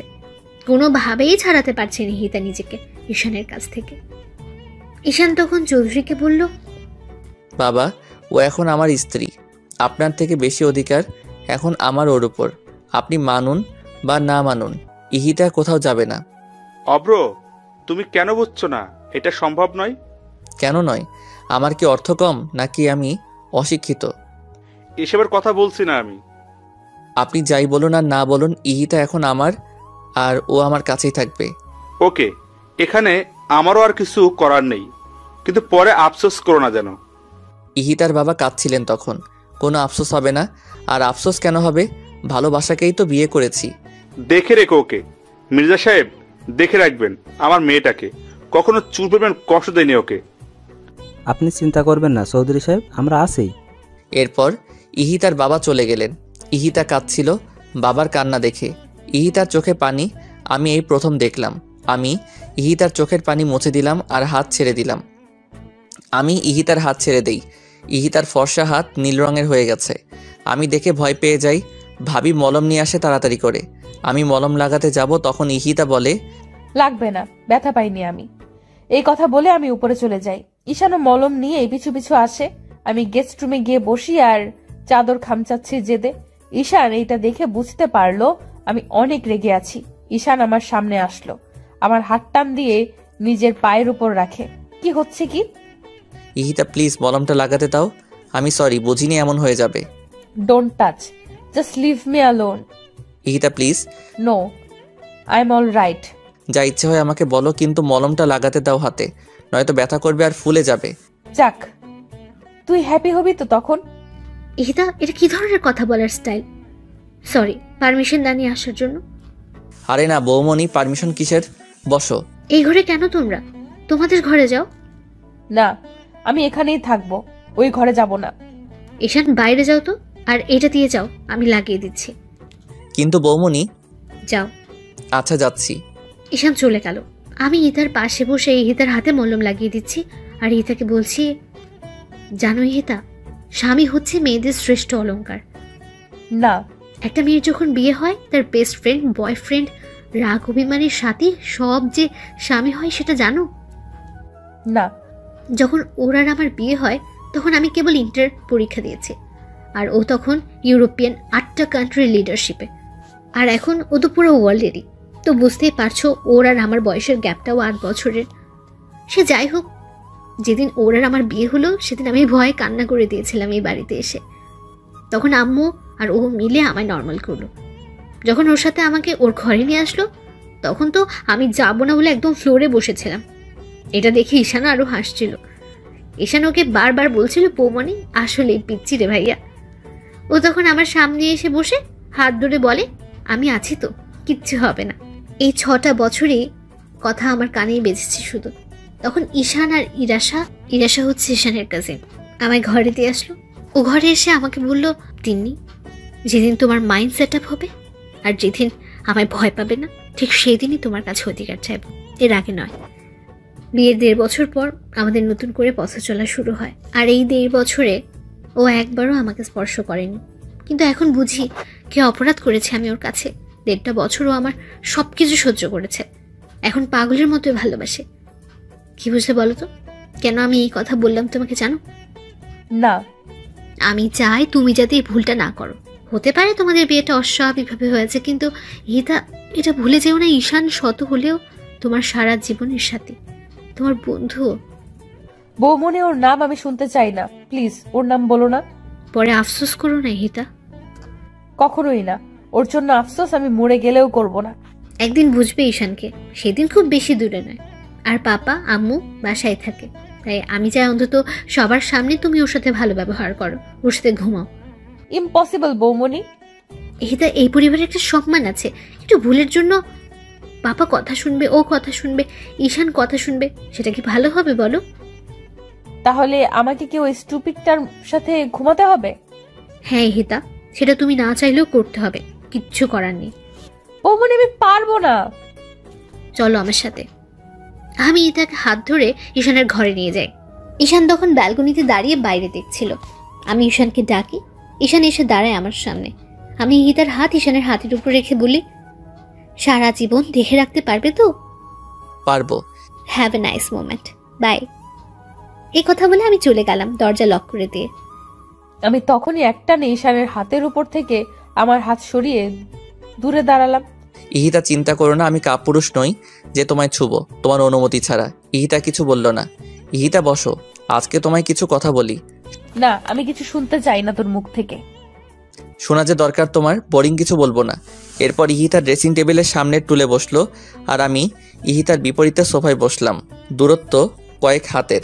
আমি ইহিতার দিকে তাকিয়ে বলি, প্রথম দেখেছিলাম 11ই জানুয়ারি 2013 বিকেল 5:56 এই লন্ডন থেকে এসেছি, বাংলাদেশে 3 দিন হবে। তুমি এসএসসি দিবে। ভাইয়ার সাথে মার্কেটে গিয়েছিলাম বৌমনির জন্য গিফট কিনতে। সিটি ম্যাক্সের পাশের দোকানে ছিলে তুমি। বের হওয়ার সময় তোমার দিকে চোখ যায় আমার। White T shirt, black jeans আর স্ট্রেট করা চুলগুলো একদম খোলা, সাথে তোমার বাবা ছিল। আমি এক দৃষ্টিতে তোমার দিকে তাকিয়েছিলাম। তখন ভাইয়া বলল, এমন করে কি দেখছি? আমি বললাম, একটা পরীকে। তখন ভাইয়া হেসে দিল আর বলল, ওই মেয়ের ডিটেলস আমার জানা, বাসায় চলো বলছি। আমি তখন ভাইয়াকে জিজ্ঞেস করেছিলাম, কিভাবে চিনো? ভাইয়া বলল, আশরাফ চৌধুরী মেয়েকে সবাই চিনে। তখন ভাইয়া সব বলল, তোমার জেদ, তোমার অহংকার, তোমার ডোন্ট কেয়ার অ্যাটিটিউড সম্পর্কে। আমি তখন ভাইয়াকে প্রমিস করেছিলাম ওকে আমি আমার করব। তখন থেকে শুরু হলো আমার ভাবনা তোমায় নিয়ে। যতই ভাবতাম ততই ভালো লাগতো। লন্ডনে আমার রুমে তোমার ছবি লাগানো, সেইগুলো দেখতাম আর ভাবতাম কবে তুমি বড় হবে। যখন আমার পিএইচডি কমপ্লিট হলো তখনই ভাইয়াকে বলে প্ল্যান করে তোমার ভার্সিটিতে যাই। প্রিন্সিপাল স্যার সব জানেন। আর যেদিন তোমায় চর মেরেছিলাম সেই দিন আমি নিজের হাত কেটেছি। এই দেখো। ইহিতার সামনে হাত বাড়িয়ে দিয়ে, বৌমনি খুব বকেছিল সেই দিন যখন তুমি আমার দেওয়া ড্রেসটা কেটে ফেলেছিলে। তখন অনেক রাগ হয় আমার, আর তাই আমি তোমাকে এইভাবে বিয়ে করে নিয়ে আসি। বলো, আমার ভাবনা আর আমার কাজে কি কোনো ভুল ছিল? একটাই তোর ভুল, সেইটা আমায় ভালোবাসা আর বিয়ে করা। সেই ভুল তুমি চাইলে শুধরে দিতে পারো। মরে গেলেও না, কখনো তোকে মেনে নিব না আমি, শুনেছিস তুই? তাহলে তো আমার পাগলামি অ্যাপ্লাই করতে হবে আমার বউয়ের উপর। How dare you! তোর বউ কে? এই সুন্দরী আর পরীটা। চলো ঘুমাবে। তোর সাথে না। হ্যাঁ, আমার সাথেই, আর আমার বুকের উপরে। হোয়াট? ইহিতাকে আমি কোলে তুলে নিলাম। ইহিতা আমার পিঠে মারছে ওকে ছাড়ার জন্য, কিন্তু আমি শুনছি না। আমি ইহিতাকে ফুল দিয়ে সাজানো বিছানায় শুয়ে দিলাম। ইহিতা এক সাইড হয়ে শুয়ে পড়লো। আমি বিছানায় শুই আর ইহিতাকে টেনে ওর পাশে নিয়ে আসি। আমাকে তুই টাচ করবি না। তুই তোর মতো থাক আর আমায় আমার মতো থাকতে দে। না, তোমায় টাচ করার পুরো অধিকার আছে আমার, কিন্তু এখন যদি তুমি চুপচাপ আমার কাছে না ঘুমাও তাহলে তোমার সাথে নেক্সটে যা করব তার জন্য তুমি প্রস্তুত থাকবে না ইহিতা। সো বুঝতেই পারছো কি করব। ঈশান, তুই আমাকে তুলে নিয়ে বিয়ে করেছিস বলে আমার সব স্বাধীনতা আর চাওয়া পাওয়া হরণ করে নিসনি। আমাকে আমার মতো থাকতে না দিলে অবস্থা তোর আরো খারাপ হবে। ইহিতা চুপ করো, পাশে ভাইয়া ডুম, এত রাতে চেঁচালে তারা কি ভাববে? হোয়াট দা, আমার বুক সেলফ অফ মরিয়াম, মুখে হাত দিয়েছিস কেন? ঘুমাও তো, আর যেভাবে আছো সেইভাবেই ঘুমাও। ঈশান, ছাড় আমায়। এই মেয়ে তো আমার কথাই শুনছে না। স্কচটেপ নিয়ে আসবো এখন, দেখো। তুই আমায়, আমি কিছু বলার আগেই ঈশান আমাকে কিস করে দেয় আর আমি চুপ হয়ে রাগী দৃষ্টিতে তাকিয়ে থাকি ঈশানের দিকে। আর ঈশান আমাকে জড়িয়ে ধরে ঘুমিয়ে যায়। আমি আনইজি তো ফিল করছি, সাথে রেগেও আছি। এই ছেলে পেয়েছেটা কি? যখন ইচ্ছে আমায় মারবে আর যখন ইচ্ছে আমায় কিস করবে। আমি সব রাগ একসাথে করে ঘুমিয়ে পড়ি। সকালবেলা আমি ঘুম থেকে জেগে দেখি ঈশান এখনো আমাকে জড়িয়ে ধরে ঘুমাচ্ছে আর আমার গলায় ঈশানের মুখের খোঁচা খোঁচা দাড়ি লাগছে। আমি একটু সরে গিয়ে উঠতে যাই, তখন দেখি আমার শাড়ির আঁচল ঈশানের পিঠের নিচে। আমি লজ্জায় শেষ হয়ে যাই। এই ঈশানকে ডাকলেই তো উঠে যাবে, এইভাবে আরো লজ্জা পাবো। এখন কি করব কিছুই ভেবে পাচ্ছি না। ঈশানের প্রতি রাগ হচ্ছে, কেন আমাকে জড়িয়ে ধরতে গেল। আমি নড়াচড়া করতে থাকি অস্থিরতায়। ঈশানের ঘুম ভেঙে যায় নড়াচড়াতে। ঈশান দেখে আমি জেগে গেছি আর কাপড় চোপড় ঠিক নেই, শাড়ি পরার অভ্যাস নেই। তাই ঈশান আমার দিকে তাকিয়ে মুচকি হাসি দেয়। আমার তো তখন রাগে গা জ্বলতে থাকে। আমি একটানে শাড়ির আঁচলটা পরে বিছানা থেকে উঠে শাড়িটা ঠিক করতে থাকি। পারছি না ঠিক করতে, আবার সব খুলে যাচ্ছে। আমি হাতের উপর মাথা রেখে মায়াবী দৃষ্টিতে দেখছি ইহিতার কর্মকাণ্ড আর হাসছি। আওয়াজ না করে হাসছি যাতে ইহিতা শুনতে না পায়। ইহিতার সিল্কি চুলগুলো জট করে আছে, গয়নাগুলো উলটপালট হয়ে সরে গেছে। ইহিতা যত শাড়ি ঠিক করেছে ততই খুলে যাচ্ছে। ইহিতা এবার প্রচণ্ড খেপে যায়, শাড়ি ফেলে দিয়ে বিছানায় বসে পড়ে। আমার দিকে একবারও তাকাচ্ছে না ইহিতা। আমি বিছানা থেকে উঠে ইহিতাকে দাঁড় করাই আর ইহিতার শাড়ি ঠিক করে দেই। ইহিতার চুল ঠিক করে দেয়। ইহিতা বিরক্ত হয়ে সহ্য করলো। ইহিতা রেডি হয়ে ভাবির কাছে গেল। ভাবি টেবিলে খাবার সার্ভ করছিল আর ভাইয়া কফি খাচ্ছিল। ইহিতা ভাবিকে বলল, গুড মর্নিং বৌমনি আর গুড মর্নিং ভাইয়া। Good morning Ihita. দুজন একসাথে বললাম। ঈশান কই? জানি না। আচ্ছা বসো তুমি। ইহিতা বসে পেপার পড়ছিল। ইহিতার বাবা আসলো। বাবাকে দেখে ইহিতা দাঁড়িয়ে যায় আর জড়িয়ে ধরে। চৌধুরী সাহেব আমার হাতে এক ব্যাগ ওষুধ দিয়ে যান, কিন্তু সবগুলো নাম ওঠানো। আমি অবাক হয়ে যাই। আঙ্কেল, এই মেডিসিনগুলো কেন? ইতিদাকে প্রতিদিন 2টা করে খাইয়ে দিও, মনে করে প্লিজ। আমার মানুষটাকে দেখো। কিন্তু আঙ্কেল, এতগুলো মেডিসিন, তাও নাম ছাড়া। আর কিসের ওষুধ এগুলো? আমার বোঝ হওয়ার পরেই দেখছি বাবা প্রতিদিন 2টা করে এই ওষুধ আমায় খাওয়ায়, কিন্তু কোনো দিন বলেনি কিসের ওষুধ। আঙ্কেল বলেন কিসের ওষুধ? এত কিছু বলতে পারবো না, আমার অফিসের টাইম হয়ে গেল, যেতে হবে। আর ওষুধগুলো খাইয়ে দিও প্লিজ। এ কথা বলে হনহন করে বেরিয়ে যায় হিতার বাবা। আমি আর আইমান দুজন দুজনের দিকে তাকিয়ে আছি। ইহিতা ওষুধগুলো নিয়ে ঘরে চলে আসে। ঈশানকে কেউ কিছু বলল না, সবাই নর্মালি নিল ব্যাপারটা, কিন্তু আমার মনে খটকা লেগে গেল। আমি সবাইকে খাবার সার্ভ করলাম, সবাই খেয়ে দিয়ে উঠে গেল। আমি আইমানকে বললাম ইহিতার ব্যাপারটা। আইমান আমাকে বলল, হবে হয়তো কিছু, বাদ দাও, খেতেই পারে। আমিও আর মাথা ঘামালাম না। আমি ইহিতাকে ওষুধ খেতে বললাম। ইহিতা ওষুধ খাওয়ার পর আমি ইহিতাকে ছবির অ্যালবাম দেখাতে বসলাম। পাশে ঈশান বসে জুস খাচ্ছে। আইমান অফিসে। আমি ইহিতাকে আগে আমাদের বিয়ের ছবি দেখালাম। ইহিতা হাসছে আর দেখছে, আর ঈশান ইহিতার দিকে মন্ত্রমুগ্ধ হয়ে তাকিয়ে আছে। এরপর আমি ঈশানের ছবি দেখালাম ইহিতাকে। আমি হা হয়ে দেখছি আর পাতা উল্টাচ্ছি। অনেক সুন্দর লাগছে ঈশানকে। এরপর আমি আর চোখে ঈশানকে দেখলাম। এমনি তো ঈশান দেখতে মাশাআল্লাহ। একটু পর ঈশানের ফোনে ঈশানের বেস্ট ফ্রেন্ড নাদিরা কল করলো। ঈশান আমার আর বৌমনির সামনেই ফোন রিসিভ করলো। হ্যালো নাদিরা, কেমন আছিস? হ্যাঁ আমিও ভালো আছি। বাংলাদেশে আসছিস কবে? তাড়াতাড়ি আয়। এসব শুনে আমি রাগে দাঁড়িয়ে যাই। এরপর আমি সেখান থেকে ঘুরে চলে যাই আর ওয়াশরুমে গোসল করতে ঢুকি, কিন্তু কোনো কাপড় নিয়ে যাইনি। আমার সেই খেয়াল ছিল না। ডাক্তারের কথা শুনে আমি মাটিতে বসে পড়লাম আর হতভম্ব হয়ে ডাক্তারের দিকে তাকিয়ে রইলাম। ইহিতার বাবা চশমা খুলে ফ্লোরে বসে পড়লেন। আমি একদম নিস্তব্ধ হয়ে গেছি। আমার কি বলা উচিত বা কি বলবো সেটাই জানি না। কেবিন থেকে নার্স এসে ডাক্তারকে বলল, স্যার, পেশেন্ট তার বেবিকে দেখতে চাইছে। কি করব? যা করতে চাইছে করতে দাও, আটকিও না। আশরাফ, হিয়াকে হসপিটালে নিয়ে আয়।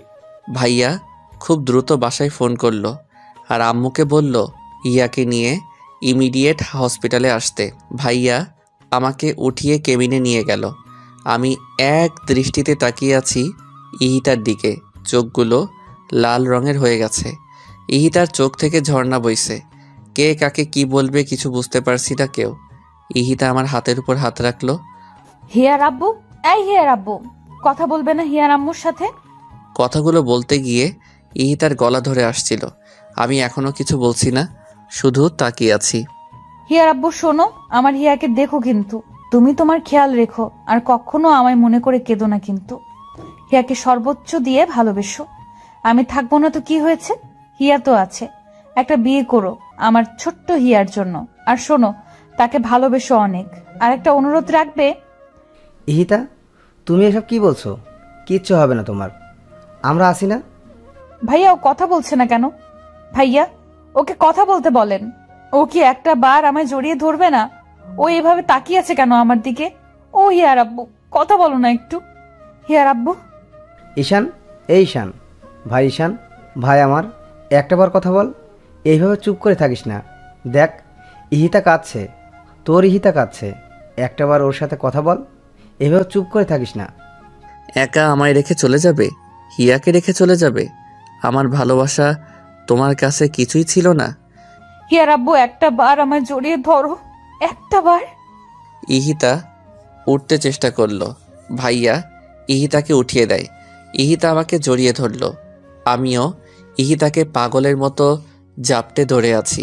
ইহিতার চুলগুলো সব আমার হাতের মুঠো বন্দি হয়ে আছে। কেঁদে দুইজনেই গা ভাসাচ্ছি। ইহিতার আব্বু, ভাইয়া, ভাবি, ডাক্তার, নার্স সবাই কাঁদছে।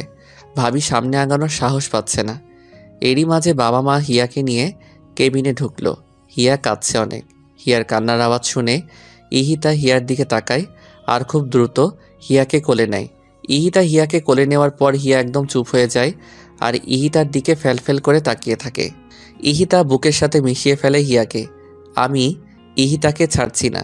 ইহিতার কপালের সাথে কপাল লাগিয়ে বললাম, এই ছোট্ট হিয়াটা কি থাকতে পারবে ওর আম্মুকে ছাড়া?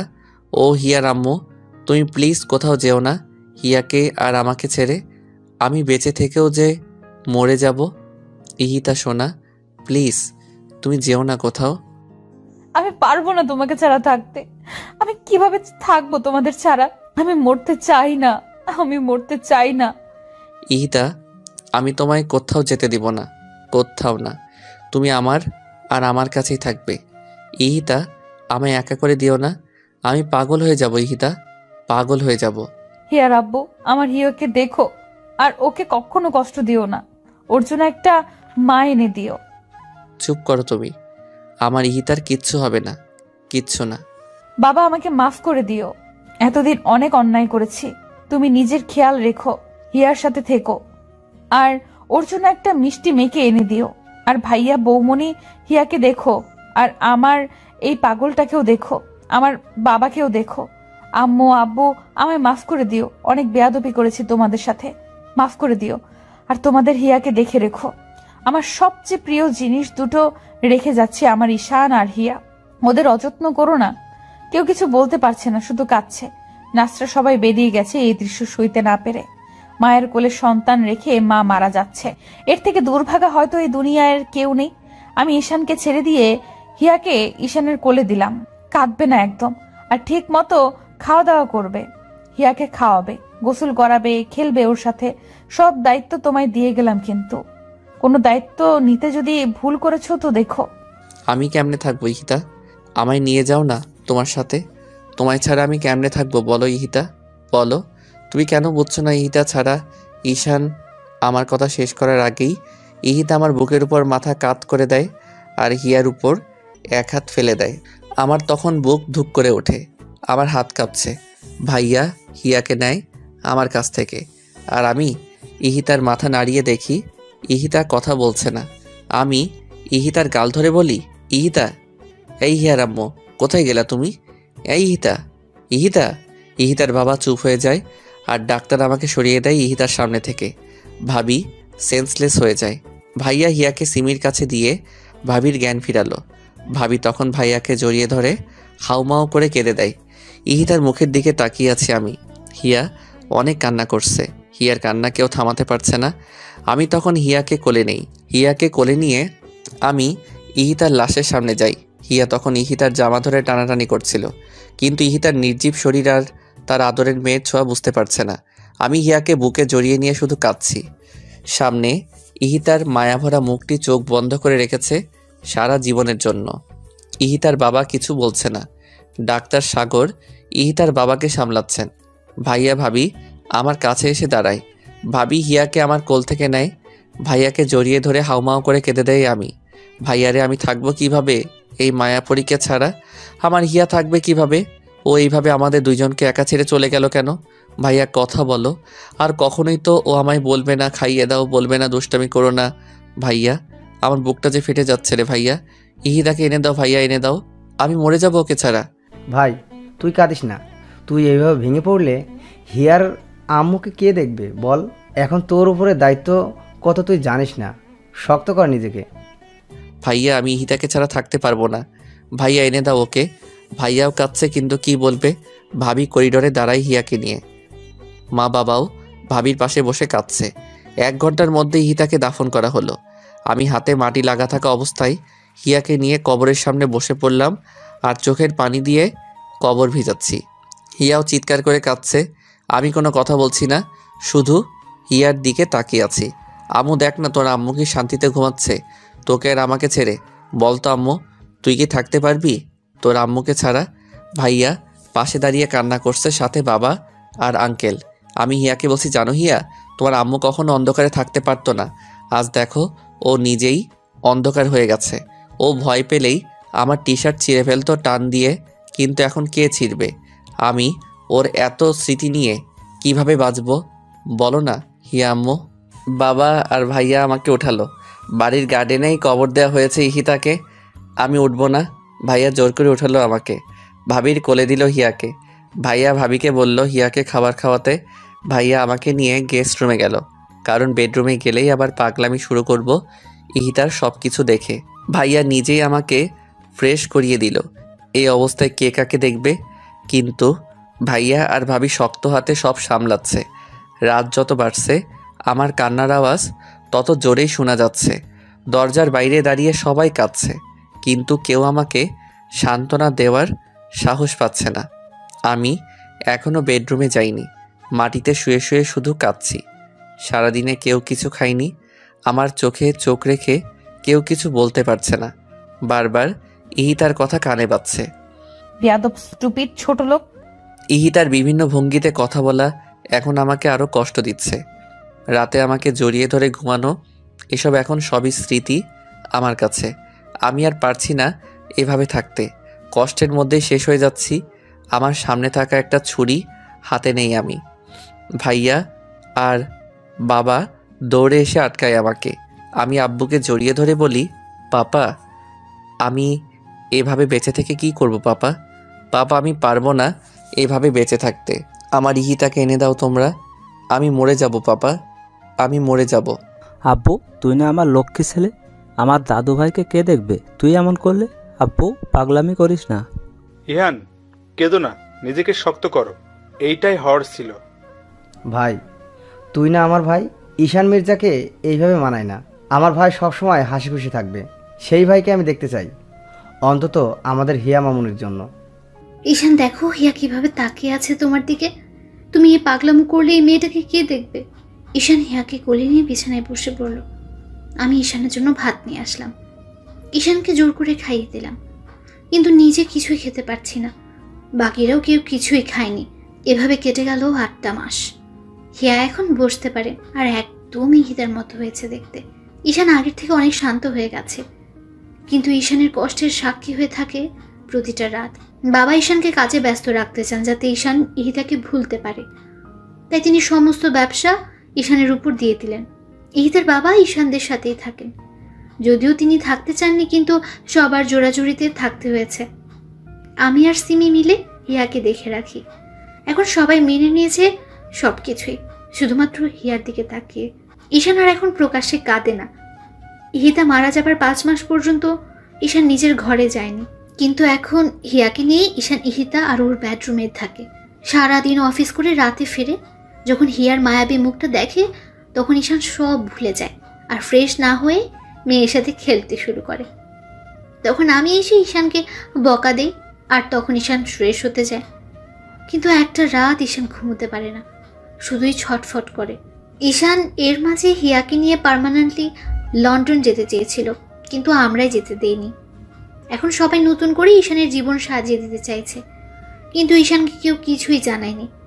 এমনকি ইহিতার বাবাও চান ঈশান নতুন করে আবার জীবন শুরু করুক। একদিন আমি মিটিংয়ে রাঙামাটি যাই। ফেরার সময় হিয়ার সাথে লাইভ কন্ট্যাক্ট করতে করতে ফিরি। ভাবি হিয়ার সামনে ফোন দিয়ে রেখেছে আর আমি হিয়ার সাথে কথা বলছি। হিয়া এখন পাপা বলতে পারে। রাস্তায় আসার সময় হঠাৎ আমি গাড়ি ব্রেক করি। খুব দ্রুত গাড়ি ব্রেক করায় কলটা কেটে যায়। আমি সামনে তাকিয়ে দেখি একটা মেয়ে হাত দিয়ে ইশারা করছে গাড়ি থামানোর জন্য। আমি গাড়ি থামানোর সাথে সাথে মেয়েটা আমার গাড়িতে উঠে পড়ে। আমি রেগে যাই। হেই, হু আর ইউ? আমার গাড়িতে এইভাবে বসলেন কেন? আমি বাড়ি থেকে পালিয়ে এসেছি, প্লিজ গাড়ি স্টার্ট করুন, নয়তো ওরা আমায় ধরে নিয়ে যাবে। প্লিজ তাড়াতাড়ি চলুন না। হোয়াট? আপনি আমাকে বলছেন গাড়ি স্টার্ট করতে, আর আপনি কি বললেন? পালিয়ে এসেছেন? নামুন আমার গাড়ি থেকে। ননসেন্স কোথাকার, নামুন বলছি। প্লিজ আপনি এমন করবেন না, আমি অনেক বিপদে আছি, আপনি এখান থেকে চলুন প্লিজ, আপনাকে আমি সব বলছি। দেখে তো মনে হচ্ছে আজকে আপনার বিয়ে ছিল, তা বিয়ের স্টেজ থেকে কি পালিয়েছেন? প্লিজ আগে তো এখান থেকে চলুন, আপনাকে আমি সব বলছি। আমি গাড়ি স্টার্ট করে সেখান থেকে চলে এলাম। আমি অদ্রিকা, সিঙ্গাপুর থেকে দেশে ফিরেছি 3 দিন হলো, আর এসেই শুনি আমার ফুপি আমার বিয়ে ঠিক করেছেন। আমি বিয়ে করব না বলেই পালিয়ে এসেছি। তা বিয়ে কেন করবেন না? বয়ফ্রেন্ড আছে? আরে না, ওইসব কিছু না, সে অনেক কথা। সরি, আপনাকে আমি ঝামেলায় ফেলে দিলাম। নামবেন কোথায়? কোথায় নামবো জানি না, ঢাকাতে আমার কোনো রিলেটিভ থাকে না। আজীব তো, কোথায় নামবেন জানেন না আর আমার গাড়িতে উঠলেন। যদি কিছু মনে না করেন আপনাকে একটা কথা বলি। আপনি মেরিন রেজিস্ট্রিতে সাইন করতে পারেন, যাতে আমি আমার ফুপিকে দেখাতে পারি আমি ম্যারিড। কথা দিচ্ছি আপনার কোনো ঝামেলা হবে না, ফুপি ট্রাস্ট করলে আমি আপনাকে ছেড়ে দেব আর আমি বাইরে চলে যাব। লোকটা এই কথা শুনে গাড়ি খুব জোরে ব্রেক করলো আর বলল, কি বললেন আপনি? আসলে আমার ছেলে ফ্রেন্ডদের সবাইকে ফুপি চিনে তো, তাই, নয়তো ওদেরই হেল্প নিতাম। নামুন আমার গাড়ি থেকে, just get down from my car. আমি অদ্রিকাকে রাগে গাড়ি থেকে নামিয়ে দিলাম।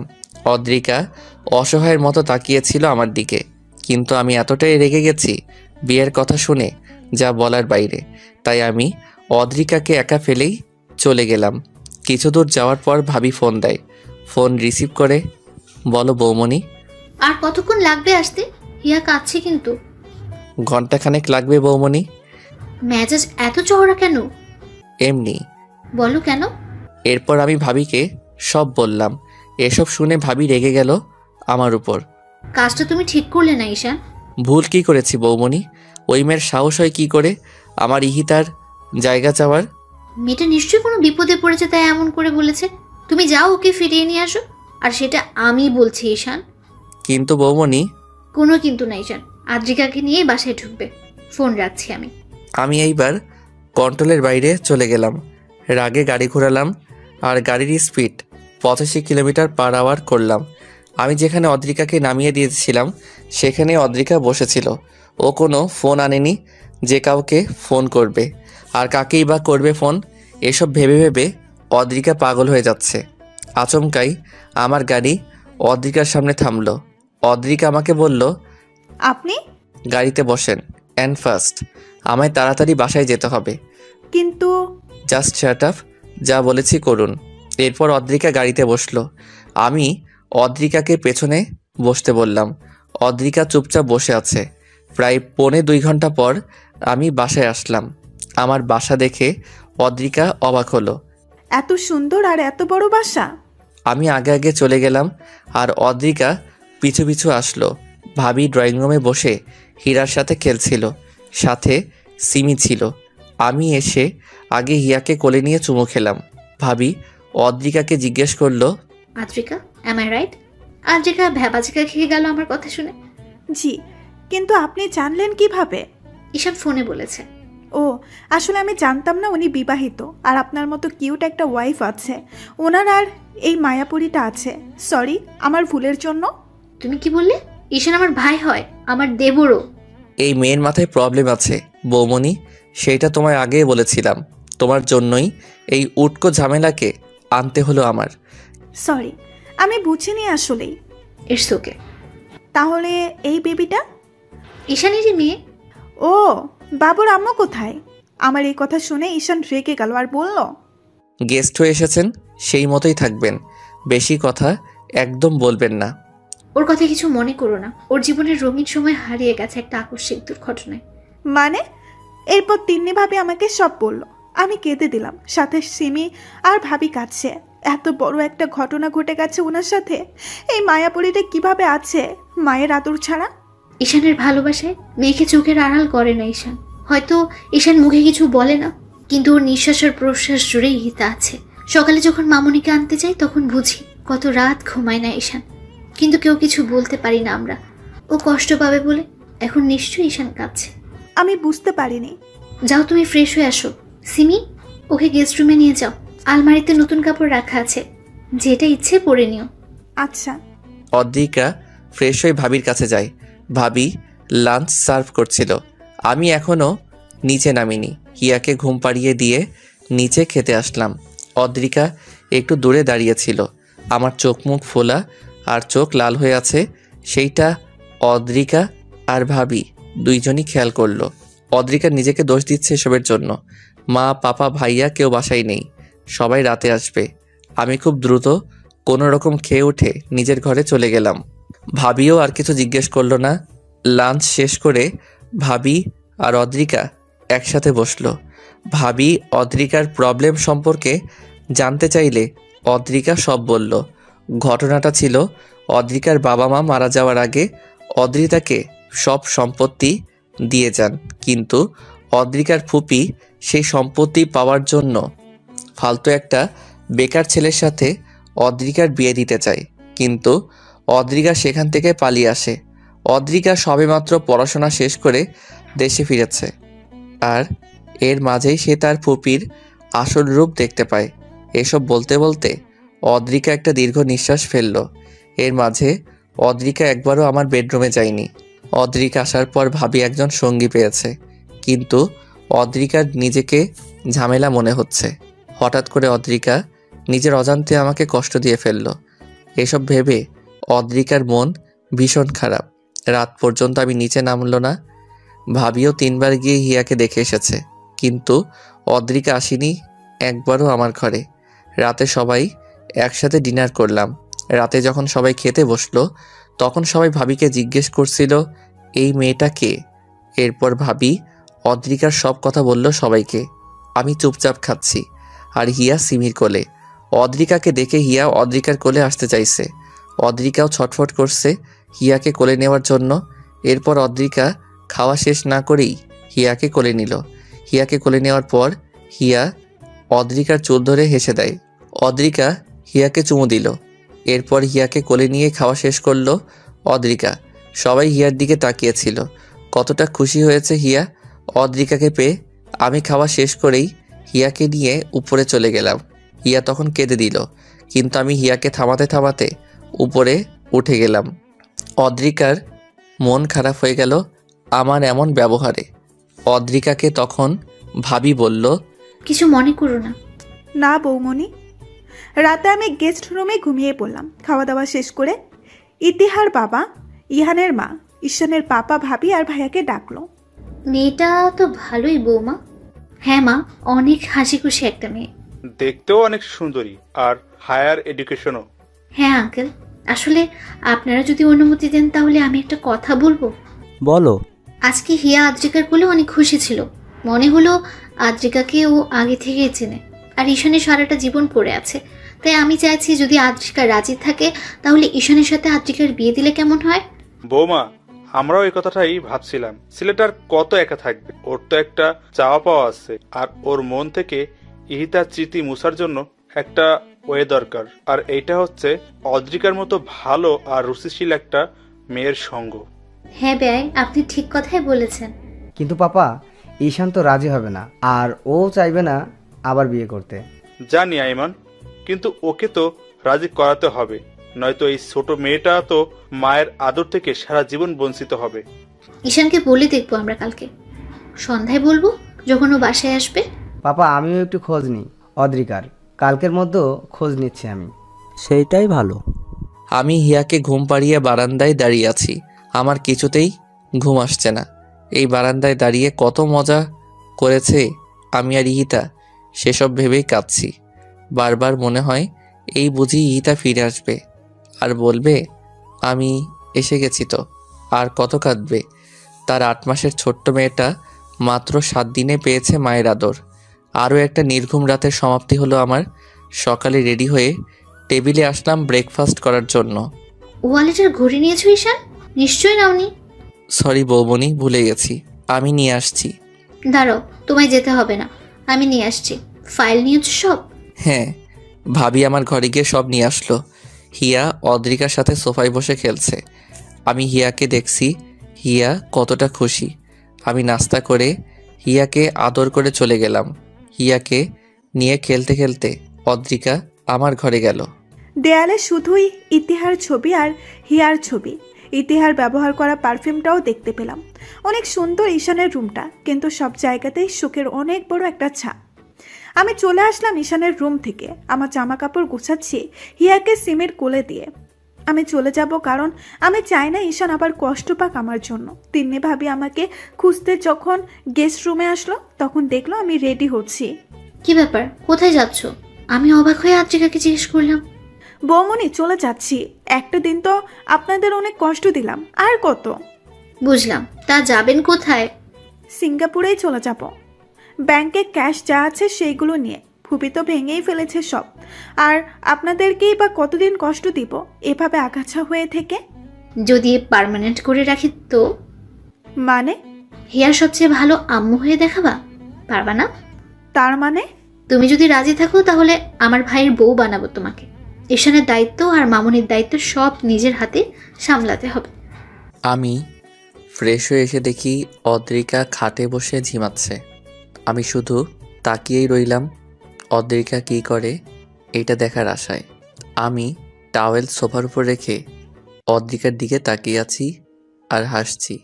অদ্রিকা বসে বসে কিভাবে ঝিমাচ্ছে এইটা দেখে এক পর্যায়ে আমি জোরে হেসে দেই, আর অদ্রিকা চোখ তুলে দেখে আমি হাসছি। অদ্রিকা দাঁড়িয়ে গিয়ে জিজ্ঞেস করে, হাসছেন কেন? মুরগির মতো ঝিমালে তো হাসবই।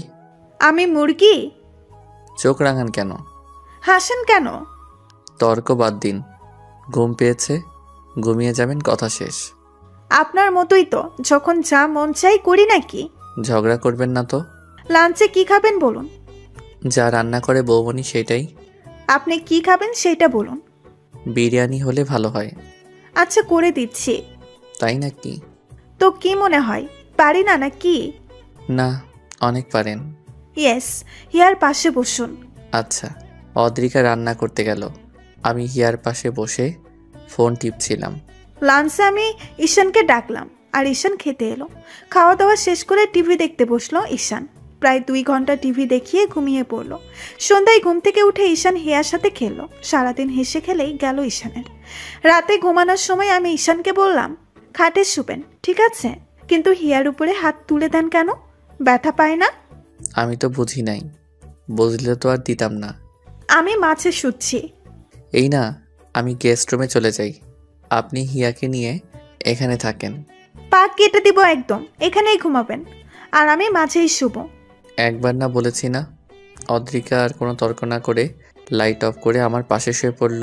আমার দিকে তাকিয়ে বলল, আপনার স্ত্রী হই না এখন আমি? কেন আমাকে এভাবে দূরে সরিয়ে রাখছেন বলুন তো? কষ্ট হয় না আমার? ঈশান কিছু না বলে কিছু স্পেস রেখে মুখ ঘুরিয়ে শুয়ে পড়ল। আমি ওই হিয়ার দিকে তাকিয়ে শুয়ে পড়লাম। সকালবেলা ঈশান অফিসে চলে গেল। এদিকে সবাই মিলে ঈশানকে সারপ্রাইজ দেওয়ার জন্য গতকালকেই প্ল্যান করে রেখেছে আজ ঈশানের বার্থডে। সবাই মিলে সব রেডি করলো। সারা দিন ধরে আমি রান্না বান্না করলাম, হিয়াকে রেডি করালাম। সন্ধ্যার আগে আগে কেক নিয়ে আসলো ভাইয়া। কেকটাতে ঈশান আর হিয়ার ছবি। অসম্ভব সুন্দরভাবে আয়োজন করলো ভাইয়া আর ভাবি। ঈশানের গাড়ির আওয়াজ শুনে সবাই বাড়ির সব লাইটস অফ করে দিল। হঠাৎই লাইট অফ হয়ে যায়। ঈশান ফোনের ফ্ল্যাশ লাইট জ্বালিয়ে বাড়িতে ঢোকে। আমি সম্পূর্ণ ইতিহার মতো করে সেজেছি, ইতিহার শাড়ি আর গহনা পরে ইতিহার মতো হেয়ার স্টাইল করেছি। ঈশান দরজার সামনে আসতেই সব কয়টা রঙিন বাতি জ্বালিয়ে দিল ভাইয়া। সবাই ঈশানকে উইশ করলো, শুধু আমিই করলাম না। আমি হিয়াকে কোলে নিয়ে সিঁড়ির পাশে দাঁড়িয়ে আছি। যখন বাড়ির সম্পূর্ণ আলো জ্বলালো তখন ঈশান আমাকে দেখে হাত থেকে ফোন ফেলে দিল। ঈশান বিশ্বাস করতে পারছে না কে এটা। ঈশান দৌড়ে আমার সামনে আসে আর বাহু ধরে পা থেকে মাথা পর্যন্ত সব দেখে স্পষ্ট স্বরে বলে, ইহিতা তুমি? শুভ জন্মদিন মাই লাইফ। আমি তখন অদ্রিকার বাহু ছেড়ে দিই আর ছোট্ট একটা থ্যাঙ্কস দিই। আমি সম্পূর্ণ ভেঙে পড়েছি অদ্রিকাকে এইভাবে দেখে। বারবার অদ্রিকার দিকে তাকাচ্ছি আর অদ্রিকা আমার দিকে। আমি আর অদ্রিকা মিলে কেক কাটলাম। অদ্রিকা আমাকে খাইয়ে দিল, কিন্তু আমি অদ্রিকাকে খাওয়ালাম না। কেক কেটেই আমি নিজের ঘরে চলে গেলাম। সবাই বুঝতে পেরেছে ঈশানের কোথায় আঘাত লেগেছে, কিন্তু আমি তো ইচ্ছে করে এমন করিনি। হয়েছে ওই সব বন্ধ হয়ে গেল। আমি ভাবির কোলে হিয়াকে দিয়ে উপরে চলে গেলাম। আমি ঈশানকে ঘরে না পেয়ে ছাদে গেলাম। গিয়ে দেখি ঈশান কাঁদছে। ছাদের এক কোণে দাঁড়িয়ে ঈশান কাঁদছে আর সেটা আমি দাঁড়িয়ে দাঁড়িয়ে দেখছি। আমি খুব দ্রুত হেঁটে ঈশানের কাছে গেলাম। ঈশানকে নিচের দিকে ঘুরালাম। ঈশানের ঘামে ভেজা শরীরটাকেই জড়িয়ে ধরলাম। ঈশানকে জড়িয়ে ধরেই কেঁদে দিলাম। ঈশান আমাকে সরাতে চাইলেও আমি সরাতে দেইনি। কেন এমন করছেন আমার সাথে বলুন তো? আমিও তো একটা মানুষ। আজ এক সপ্তাহ ধরে এসব সহ্য করছি। নিজে তো কষ্ট পাচ্ছেন, সাথে আমাকেও কষ্ট দিচ্ছেন। আচ্ছা আমাকে একটা কথা বলুন তো, ইতিহা আপুর স্মৃতি নিয়ে বাঁচতে পারবেন সারা জীবন, নাকি এভাবেই নির্জীব মানুষের মতো জীবন কাটিয়ে দিবেন? ঈশান একটা মেয়ে আর কত সহ্য করার ক্ষমতা রাখে বলুন তো আমায়? আমার সামনে আপনি সারাক্ষণ ইতিহা আপুর জন্য কষ্ট পান, সেটা কি আমার খুব ভালো লাগে? আজ যে এখানে দাঁড়িয়ে কাঁদছেন, কেন কাঁদছেন? জবাব দিন আমায়। আমাকে আষ্টে পৃষ্ঠে জড়িয়ে আছে অদ্রিকা। সরাতেও পারছি না, আর কিছু বলতেও পারছি না। অদ্রিকা আমার শার্ট মুঠো করে ধরে বুকে মাথা দিয়ে কাঁদছে। আমি শুধু রাতের আকাশ দেখছি আর চোখ দিয়ে পানি ঝরাচ্ছি। কিছুক্ষণ পর অদ্রিকা আমাকে ছেড়ে দিয়ে নিচে চলে এলো। অদ্রিকা ফ্রেশ হয়ে খাটের উপর বসে মাথা নিচু করে কাঁদছিল। প্রায় 10 মিনিট পর আমি ঘরে আসি। অদ্রিকাকে কাঁদতে দেখে আমি কিছু বললাম না। অদ্রিকা দেখেনি আমি এসেছি। অদ্রিকা ওয়ালেট রাখার আওয়াজ শুনে আমার দিকে তাকিয়ে চোখ মুছে ফেলল। আমি ফ্রেশ হয়ে অদ্রিকাকে নিয়ে খেতে গেলাম। সবাই একসাথে ডিনার করলাম। অদ্রিকা খাবার নাড়াচাড়া করে কিছু মুখে না দিয়েই ইয়াকে নিয়ে গেস্ট রুমে ঘুমাতে গেল। অদ্রিকা যে খায়নি তা আমি খুব ভালোভাবে খেয়াল করলাম, কিন্তু কিছু বললাম না। আমি খেয়ে উঠে গেলাম। ঘরে গিয়ে দেখি অদ্রিকা আর হিয়া ঘরে নেই। গেস্ট রুম লক দেখে বুঝতে পারি অদ্রিকা এভাবেই আছে। দরজা নক করলাম। অদ্রিকা দরজা খুলে দিয়ে ভেতরে চলে আসে। আমি অদ্রিকাকে বললাম, তোমার ঘর এটা নয় অদ্রিকা। অদ্রিকা বিস্ময় নিয়ে আমার দিকে তাকায়। কান্না করার পর চোখ নাক মুখ লাল হয়ে আছে অদ্রিকার। ঈশান কি সত্যি আমাকে তুমি বলল? ঈশান আবার বলল, হিয়াকে কোলে নাও আর ঘরে আসো। আমি আবারও অবাক হয়ে যাই ঈশানের কথা শুনে। এইবার ঈশান নিজেই হিয়াকে কোলে নিয়ে আমার হাত ধরে ঘরে নিয়ে যায়। হিয়া ঘুমিয়ে পড়েছে, তাই ঈশান হিয়াকে বাম পাশে খাটে শুয়ে দিল। ঈশান দরজা লক করে দিল। আমাকে খাটে বসে থাকতে দেখে ঈশান আমার হাত ধরে আমার কোলে শুয়ে পড়ল। আমি অবাকের উচ্চ সীমানায় পৌঁছে গেছি ঈশানের এমন ব্যবহার দেখে। ঈশান আমার হাতে চুমু দিল। আমি কেঁপে উঠলাম। ঈশান আমার মাথা নিচু করে আমার ঠোঁটে চুমু দিল। আমি এবার ঈশানকে জিজ্ঞাসা করলাম, আপনি ঠিক আছেন? কি করছেন এসব? আমি অদ্রিকার প্রশ্ন শুনে উঠে বসলাম। মায়াবী দৃষ্টিতে তাকালাম অদ্রিকার দিকে। অদ্রিকার সিল্কি চুলগুলো কানের পেছনে গুজে দিয়ে বললাম, আমি ঠিক আছি, আর সম্পূর্ণ ঠিকই আছি। এতদিন ঠিক ছিলাম না। ইহিতাকে ভালোবাসি 6 বছর ধরে। বিয়ের 1 বছরের মাথায়ও মারা গেল। 6 বছরের অপেক্ষা, আক্ষেপ সব নষ্ট হয়ে গেল আমার, যখন ইহিতা আমার বুকের উপর শুয়ে মারা গেল। এই 8 মাস প্রতিটা সেকেন্ড ইহিতাকে খুঁজেছি আমি। অনেক ভালোবাসি ওকে আমি। ও আমার মনের জায়গাতেই আছে, যে জায়গায় ওর থাকার কথা। কিন্তু এই সত্যির মাঝেও চরম সত্যি হচ্ছে, তোমায় আমি বিয়ে করেছি। হ্যাঁ, সেইটা নিজের ইচ্ছাই করিনি, সেইটা তুমিও ভালো জানো। কিন্তু আমার ইচ্ছা অনিচ্ছায় তো তোমার জীবনটা এলোমেলো হয়ে যাচ্ছে। ইহিতা আজ নেই, কিন্তু ওর স্মৃতি তো থাকবে আমার কাছে সারা জীবন। তোমায় বিয়ে করেছি কষ্ট দেওয়ার জন্যে নয়, কিন্তু সেই কষ্টটাই তুমি পাচ্ছ। তোমায় কষ্ট দেওয়ার কোনো অধিকার নেই আমার। এতদিন তাহলে কোথায় ছিল আপনার এই কথাগুলো? নাকি এতদিন আমি ছিলাম না? ঈশান জীবন কাউকে দ্বিতীয় সুযোগ দেয় না, কিন্তু আপনাকে দিয়েছে। আমাকে কি আপনার যোগ্য মনে হয় না? নাকি আমি ইতিহা আপুর মতো আপনাকে ভালোবাসতে পারি না? ইহিতার মতো করে ভালোবাসা লাগবে না, তুমি তোমার মতো করেই ভালোবাসো। খাচ্ছেন কেন আপনি?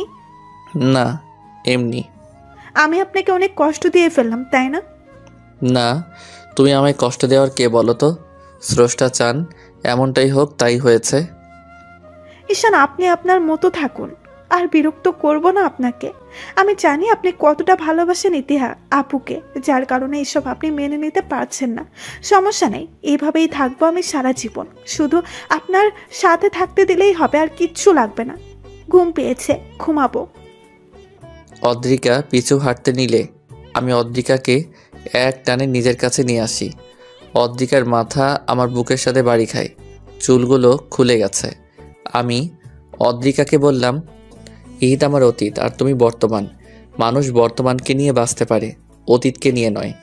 অতীত মানুষকে তিলে তিলে নিঃস্ব করে দেয়।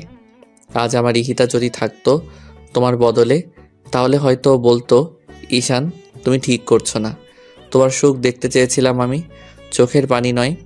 ইহিতা আর তোমার মধ্যে তফাৎটা কি জানো? ইহিতা ছিল আমার প্রথম প্রেম, আর তুমি প্রথম বন্ধু। মানুষ কখনোই এই দুইটা জিনিস ভুলতে পারে না। তুমি থাকলেও যেমন আমি ইহিতাকে ভুলতে পারবো না, তেমনি তোমায় ছাড়া সামনে চলতে পারবো না। ইহিতাকে ভুলাও আমার পক্ষে সম্ভব নয়, আর তোমাকে কষ্ট দেওয়াও আমার দ্বারা সম্ভব না। হয়তো তুমি আমার হবে বলেই এত আয়োজন। এত পাগল ছিলেন আপনি ইতিহা আপুর জন্য? থাক, সেই সব বাদ দাও। আর কোনোদিন ইহিতার জিনিসপত্র ধরো না। না, ধরবো না। হিয়াকে সবসময় নিজের মেয়ের মতো আদর করো। কখনো ওকে বুঝতে দিও না যে তুমি ওর মা নও। কি বললেন আপনি? আমি হিয়ার মা না তো কে ওর মা? ঘুম পেয়েছে, ঘুমাবো। যান। তুমি? ঘুমাবো না। ঈশান আমাকে বিছানায় এনে মাঝে শোয়ালো, আর হিয়াকে দেখলো একটু। এরপর ঈশান আমাকে জড়িয়ে ধরে ঘুমিয়ে পড়লো। ঈশানের দিকে তাকিয়ে আছি, আর মনে মনে বলছি, এই ছেলেটাকে আর কোনো দিন কষ্ট দেওয়া যাবে না। জীবনে অনেক কষ্টটাই পেয়েছেও। আর ইতিহার নাম বলবো না আমি ঈশানের সামনে। এরপর আমিও ঘুমিয়ে পড়লাম। সকালে ঘুম থেকে উঠে দেখি ঈশান আর হিয়া দুজনেই ঘুমাচ্ছে। আমি উঠে যাই, ফ্রেশ হয়ে ঈশানের জন্য খাবার রেডি করলাম। আমি আজ আদ্রিকার মুখে অন্যরকম খুশির ঝলক দেখতে পাচ্ছি। রান্নাঘরে গিয়ে আদ্রিকাকে জিজ্ঞেস করলাম, ব্যাপার কি? লোভ বাইট নাকি অন্য কিছু? কিছুই না বৌমনি। ঈশান কই? ঘুমান। উঠে না। ডেকে দাও, অফিসে যাবে না? কটা বেজে গেছে? হ্যাঁ বৌমনি, যাচ্ছি। তুমি একটু দেখো এগুলো। আমি রান্নাঘর থেকে বেরিয়ে দেখলাম ঈশান নামছে হিয়াকে কোলে নিয়ে। আমি এগিয়ে গিয়ে হিয়াকে কোলে নিলাম। ঈশানকে জিজ্ঞাসা করলাম, অফিসে যাবেন না? না। কেন? পরে বলবো, জুস দিয়ে যাও। দিচ্ছি। শরীর খারাপ না তো আবার? আরে না, হিয়াকে দিয়ে যাও আমার কাছে। অদ্রিকা আমাকে জুস এনে দিল। আমি পিয়াকে ফোন করে বললাম, আগামী 7 দিন সে অফিসে যাব না, সব যেন ম্যানেজ করে ম্যানেজার আর ও মিলে। অদ্রিকা আমাকে জিজ্ঞেস করলো, 7 দিন যাবেন না কেন? বলবো তো, ব্রেকফাস্ট সার্ভ করো। করছি, আসেন। সবাই মিলে একসাথে ব্রেকফাস্ট খেতে বসলাম। ঈশান খাবার মাঝে সবাইকে বলল, আমি আজ রাতের ফ্লাইটে কক্সবাজার যাচ্ছি অদ্রিকা আর হিয়াকে নিয়ে। সবাই অবাক হয়ে গেল, সাথে অদ্রিকাও। আমরাও ভাবছিলাম তোর বাইরে যাওয়া দরকার, দেশের বাইরে যা। না ভাইয়া, হিয়া বড় হলে বাইরে যাওয়ার প্ল্যান করব। অফিসে তাহলে আমি বসছি, তুই ঘুরে আয়। হুম। ঈশান আমাকে নিয়ে ঘুরতে যাবে এই কথা ভেবেই আমি লাফাচ্ছি। ব্রেকফাস্ট টেবিল থেকে হিয়াকে নিয়ে ঘরে গেলাম। ঈশান খাওয়া শেষ করে ঘরে এলো। ঈশানকে দেখে আমি ঈশানের কাছে এগিয়ে যাই, হিয়াকে কুলে নিয়ে। ঈশানকে জিজ্ঞাসা করলাম, আমরা কি সত্যি আউটিংয়ে যাচ্ছি? হুম। বিশ্বাস হচ্ছে না। হিয়াকে আমার কাছে দিয়ে তুমি রেডি হও, বিশ্বাস হওয়া লাগবে না। যাবো তো রাতে, এখন কিসের রেডি? কিছু লাগলে বলো, অর্ডার করে দেই। আর কাপড় গোছাতে হবে না? হ্যাঁ, তা তো হবেই। সেগুলোই করো এখন, আমি হিয়াকে দেখছি। আচ্ছা, আমি যাওয়ার জন্য সম্পূর্ণ তৈরি। সন্ধ্যার পর ঈশান আমি হিয়াকে নিয়ে রেডি হয়ে নিচে নামলাম। ঈশান হোয়াইট শার্ট আর ব্ল্যাক জিন্স পরেছে, আমি ব্ল্যাক শাড়ি আর গা ভর্তি গহনা। হিয়াকে আমি টি শার্ট আর শর্ট পরিয়েছি। আমাদের দেখতে ভীষণ সুন্দর লাগছে। সবার কাছ থেকে বিদায় নিয়ে ঈশান এয়ারপোর্টের উদ্দেশ্যে রওনা দিল। ড্রাইভার গাড়ি চালাচ্ছে আর আমরা পেছনে বসে আছি। ঈশানের কোলে হিয়া। ঈশান হিয়ার সাথে কত কথা বলছে, আমি সেই কথাগুলো মনোযোগ দিয়ে শুনছি আর হাসছি। ঈশান আমার দিকে এক নজর তাকিয়ে আবার হিয়ার সাথে মজা করা শুরু করে। 1 ঘন্টা পর ঈশান এয়ারপোর্টে গিয়ে পৌঁছালো আর সব ফর্মালিটি মেনটেন করে প্লেনে উঠলো আমাদের নিয়ে। বিমান ফ্লাই হবার পর বেশিক্ষণ লাগেনি কক্সবাজার পৌঁছাতে। মধ্যরাতে হিয়াকে আর আমাকে নিয়ে ঈশান বুক করা হোটেলে ওঠে। হোটেল রুমে গিয়ে ঈশান হিয়াকে পিছনে শুয়ে দেয়, কারণ হিয়া ঘুমিয়ে গেছে। এরপর ঈশান আর আমি ফ্রেশ হই। ঈশান কফি খাচ্ছিল, তখন আমি ভেজা চুল নিয়ে ঈশানের পাশে দাঁড়ালাম। ঈশান কফির মগটা রেখে আমার সামনে এলো, আমার কাঁধে হাত রেখে বলল, এত রাতে গোসল না করলেও পারতে, ঠান্ডা লেগে যাবে। করে ফেললাম। একা একা কফি খাচ্ছেন কেন? তোমারও আছে, ড্রেসিংয়ের উপরে দেখো।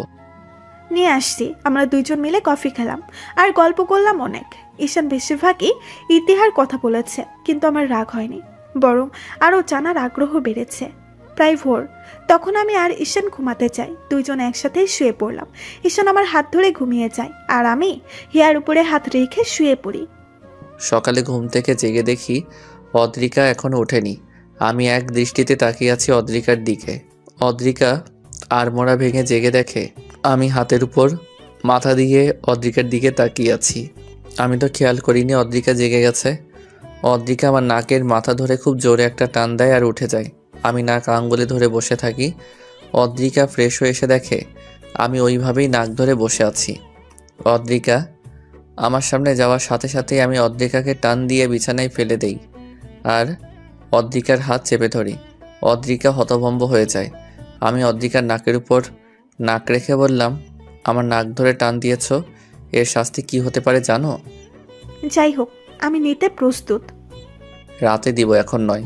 হিয়া উঠে গেছে, চলো বাইরে থেকে ঘুরে আসি। আগে তো আমায় উঠতে দিন, নইলে কিভাবে উঠবো? আচ্ছা উঠো। আমি টি শার্ট আর ট্রাউজার পরে হিয়া আর অদ্রিকাকে নিয়ে বের হই। অদ্রিকা জিন্স টি শার্ট আর লং কোটি পরেছে, চুলগুলো ছাড়া। আমার কোলে হিয়া আর অদ্রিকা আমার হাত জড়িয়ে ধরে আছে। সি বিচে গিয়ে দুইজন মিলে অনেক আনন্দ করলাম। অনেকক্ষণ মজা করে দুইজন হোটেলে ফিরে এলো। ফ্রেশ হয়ে বেলকনিতে দাঁড়িয়ে রইল অদ্রিকা। আমি পিছু গিয়ে অদ্রিকাকে জড়িয়ে ধরলাম। অদ্রিকা কেঁপে উঠল। অদ্রিকা পেছন থেকে ঘুরে তাকালো আমার দিকে। আমার চোখে মুখে স্পষ্ট হয়ে উঠেছে অদ্রিকাকে কাছে পাওয়ার আকুলতা। অদ্রিকা বিছানায় তাকিয়ে দেখছে হিয়া ঘুমিয়ে আছে। অদ্রিকা আমার গলা জড়িয়ে ধরল। আমার নিঃশ্বাস পড়ছে অদ্রিকার চোখে আর মুখে। অদ্রিকা বলল, বাবুর 1 বছর হতে আর বেশি দিন বাকি নেই।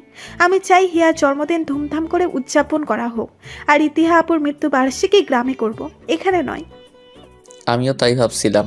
হিয়ার 1 বছর পূর্ণ হওয়ার দিন থেকে ঠিক 7 দিন পরেই তো ইহিতার মৃত্যুবার্ষিকী। এই জায়গায় কতদিন থাকছি? মাত্রই তো আসলাম, এখনই যাওয়ার চিন্তা করলে কিভাবে হবে? একটা কথা জিজ্ঞেস করি, হুম। আপনি কি শুধু দায় সরাতে আমায় মেনে নিয়েছেন, নাকি ভালোবেসে? ভাবতে হবে। অদ্রিকাকে রাগানোর জন্য এই কথা বললাম। আচ্ছা ভাবুন। ভাবছি আরেকটা বিয়ে করি, তাহলে হ্যাট্রিক হয়ে যাবে। আবার এটাও ভাবছি এইবার যাকে বিয়ে করব তার ঘরে একটা ছেলে সহ করব। কি বলো? বিছানায় শুয়ে আমি অদ্রিকার দিকে তাকিয়ে কথাগুলো বললাম। অদ্রিকা আমার কথা শেষ হওয়ার সাথে সাথেই আমার বুকের উপর শুয়ে আমাকে জড়িয়ে ধরল আর বলল, সেদিন আর ঈশান মির্জা দুনিয়াতেই থাকবে না। তাহলে কোথায় যাবে? আমি অদ্রিকাকে জড়িয়ে ধরলাম।